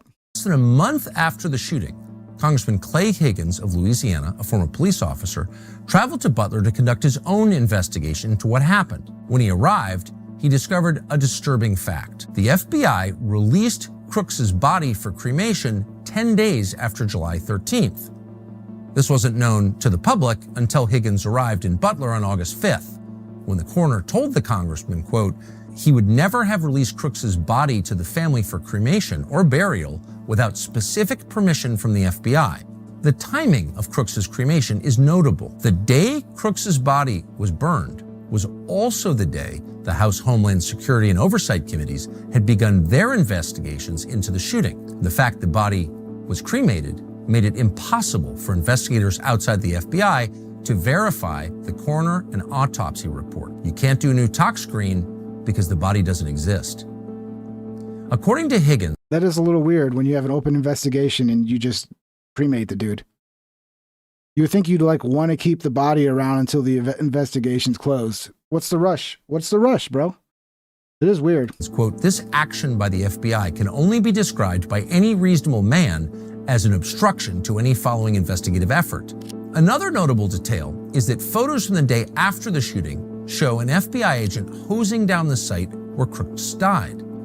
High-level intelligence officials and congressional sources told us this is very strange, and that the FBI usually hires out crime scene cleanup to third-party contractors. But in this case, they did it themselves, leaving no blood and no tissue for anyone else to analyze. In the photo, the agent's shirt says he's from the Technical Hazards Response Unit, a unit that collects traditional forensic evidence contaminated with hazardous materials. After the shooting, the FBI sent Crooks's phone to the Bureau's laboratory at Quantico, Virginia. Agents there were able to open it in less than 40 minutes using technology from an Israeli tech firm called Celebrate. According to the Post, Israel's involved.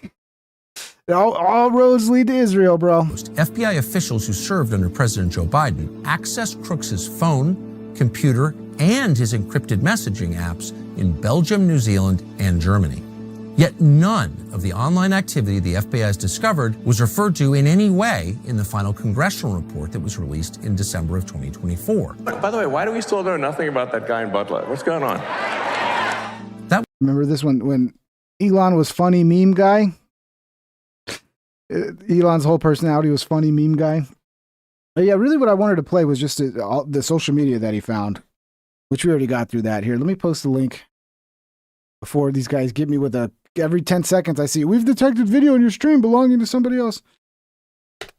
They're really coming hard after I might have to stop playing fucking Tucker videos. But yeah, here's the link if you guys want to watch the rest of it. I did pull up this the plot to take over an island in Haiti. This sounds crazy, dude. Let's pull this up real quick. The first I saw this, it looks like some people tried to invade fucking Miller, we want to Haiti. warn you that this next story contains details that are rather disturbing. Okay, good. That means I'm interested. Oh no, are they disturbing? Ooh, the more disturbing, the better. It may not be appropriate for young audiences. 2 Texas men have been charged in connection with allegedly plotting to invade a Haitian island, murdering the men there using the... Of course they're Texans, bro. They're only a Texans like, hey, you want to invade Haiti? There's only 2 of us. Yeah, well, we can pull it off. Definitely Texans, bro. Women and children as sex slaves. Authorities say... Oh, Jesus Christ. Never mind. Oh, I wish they weren't Texan. Been charged in connection with allegedly plotting to invade a Haitian island, murdering the men there, using the women and children as sex slaves. Jesus Christ, dude. Are you kidding me? Authorities say that the 2 were also planning to recruit people experiencing homelessness here in the district to help them with their plot. And there's also an alleged connection to Joint Base Andrews right here at home. You start a homeless army to go take over an island in Haiti so that you can have sex with all the women and children? Like, what the fuck? I want to see a picture of these guys. I want to see what they look like. John Duran has been looking over all of these court documents all day long. John, no doubt some very wild and rather disturbing allegations there. Yes, serious allegations, Larry. 21-year-old Gavin Weisenberg and 20-year-old Tanner Thomas. Hey, thank you, Dashing Rogue. Welcome to the team, brother. Oh, yeah, dude. Thomas are facing federal charges, including conspiracy to murder, maim, or kidnap in a foreign country. If convicted, that carries a sentence up to life in prison. The U.S. Attorney's Office out of Texas's Eastern District says over the course of about a year, Tanner Thomas and Gavin Weisenberg plan to invade Gonave Island, a territory of the Republic of Haiti. Court documents filed Thursday show Thomas and Weisenberg allegedly plan to take the island by force, murder all the men on the island, which has a population of about 87,000 people, and carry out their rape fantasies by turning the remaining women. So they thought they were going to go to fucking Haiti and murder that many fucking people. Are you kidding me, dude? These people must have been retards. I guarantee you these are a couple retards. There's no way. There's no way these people weren't retarded. Oh yeah, we're gonna recruit some homeless people and we're gonna go invade an island and take it over, dude. I don't know if I ever went anywhere. I saw you guys talking, but it's showing everything working, so I thought y'all were trolling me. Did it go somewhere? Did it go somewhere? I don't know what happened. It might have just been the internet going out or something. But it all looks good on my end. And children into sex slaves. Investigators say the 2 planned to buy. Oh, okay, if John's saying what happened, then something happened. Ping stream was suspended for like the past 2 minutes. They are definitely restarted, Ping. Ping didn't realize it went out. It didn't show me that it went out. I didn't see the numbers drop that drastically. Do you realize you just got suspended? Well, I'm still on the air talking to you guys. JCD 780 super chatted $1 Is that a violation of terms? cents. Let's Do see. you realize you just got suspended? Let's see. I seem to still be here talking to you guys, getting super chats. Let's see what it shows. Let me pull up my fucking studio. It's only a matter of time before I get hit with something. It's YouTube, guys. Let's see what we got. Hey, everything shows good. I don't show any issues. Shows monetization on. Stream still live. I mean, if you lost it, it might have just been an internet thing, guys. Check the footage. for policy. They were watching for policy violation. It got canceled for a moment and it's back. It was only for a minute. You have been unviolated. Okay. Well, you guys are scaring me, bro. Stop scaring me, dude. Please don't play with my heart like that, okay? A sailboat to travel from the Please. United But by the way, in case that happens, yeah, go follow me on Twitter. Because there might be a time where YouTube decides to fuck with me because, you know, who knows? I mean, there are people who do way less than me to get fucked with.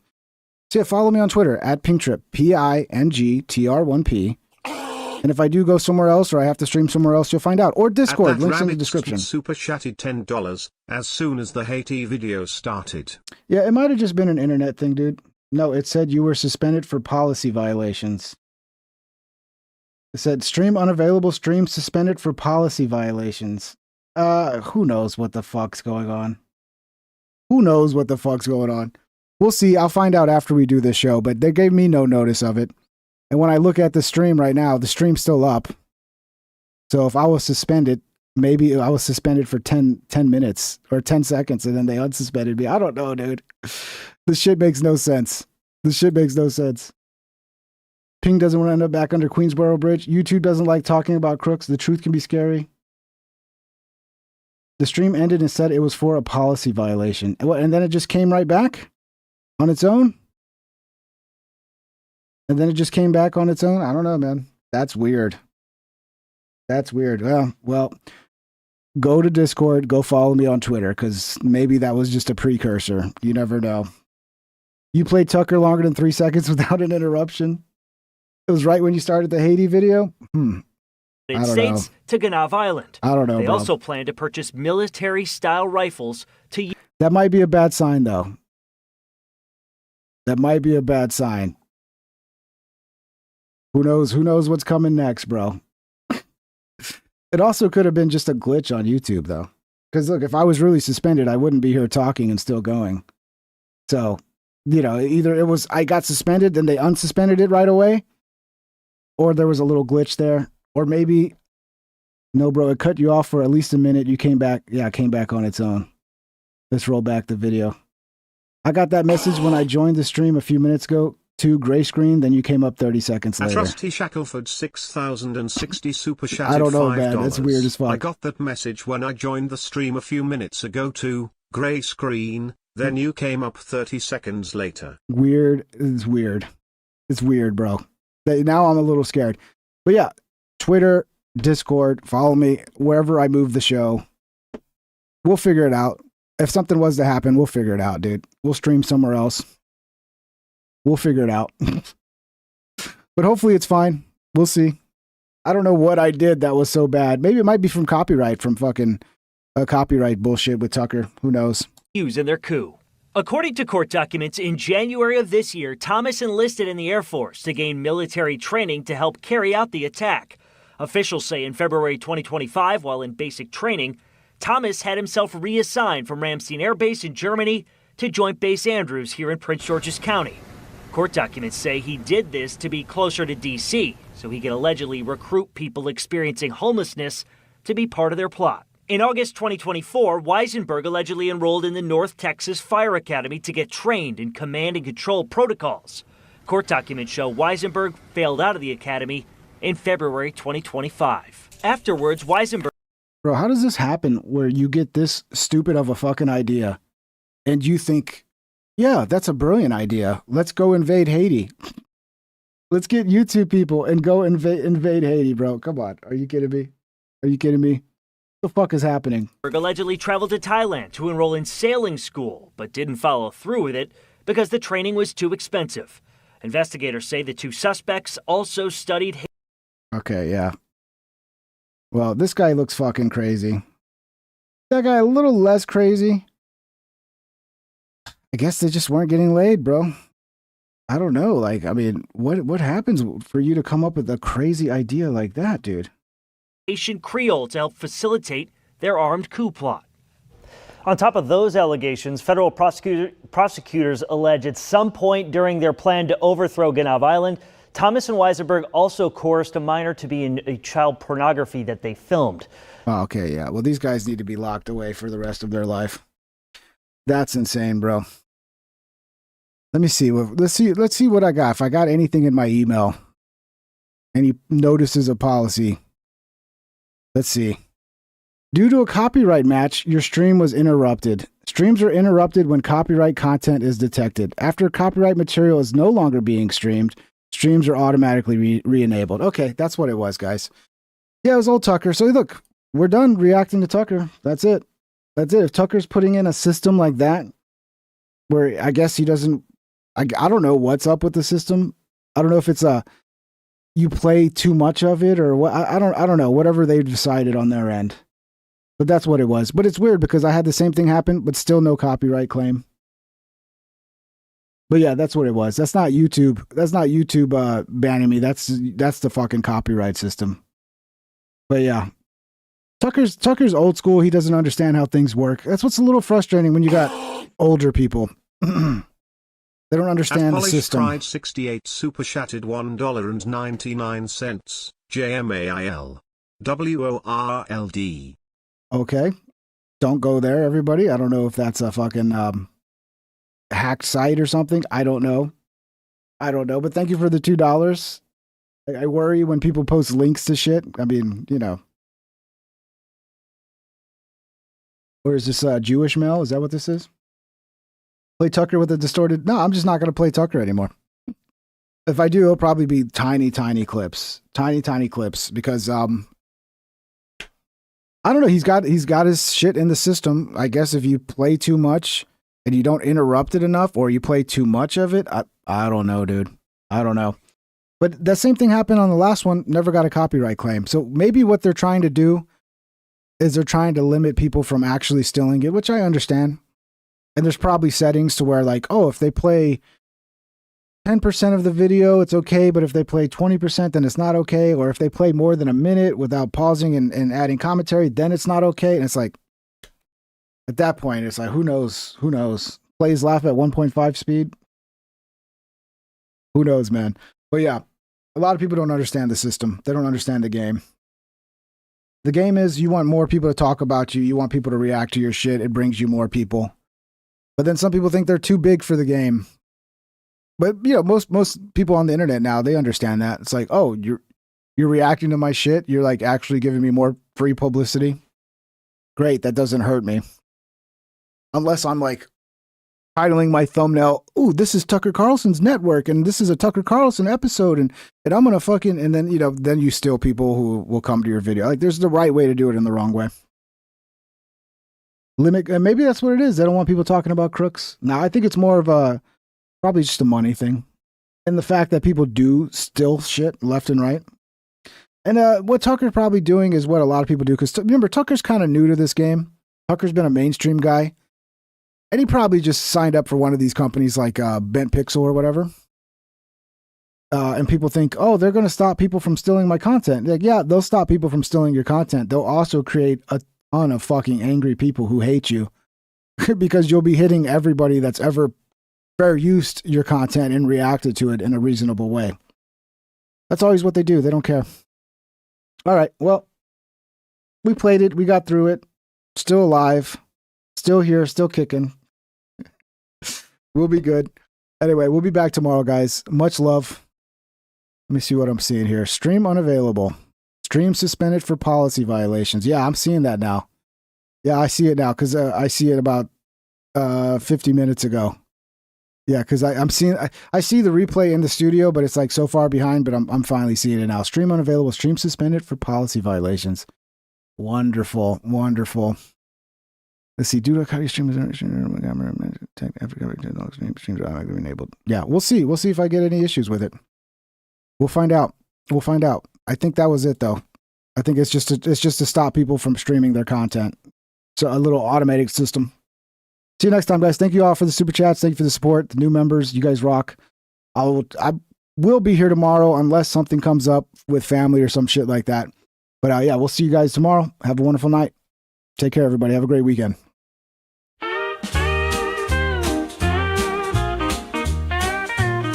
Please subscribe and hit. Dang, bro, are you timing those just to do it right when I hit the outro? Thanks for hanging out, Ping, and that's what you get. That's what you get. That's what gets you the likes in the Armandos. Yeah, thank you, brother. I appreciate the 20, dude. You're awesome, bro. Thank you, guys. See you next time. The like and ring that bell if you want notified. Here's some other videos to watch that you might like or you might not. Have a great day, my internet friend. I hope I'll see you once again. Please subscribe and hit the like and ring that bell if you want notified.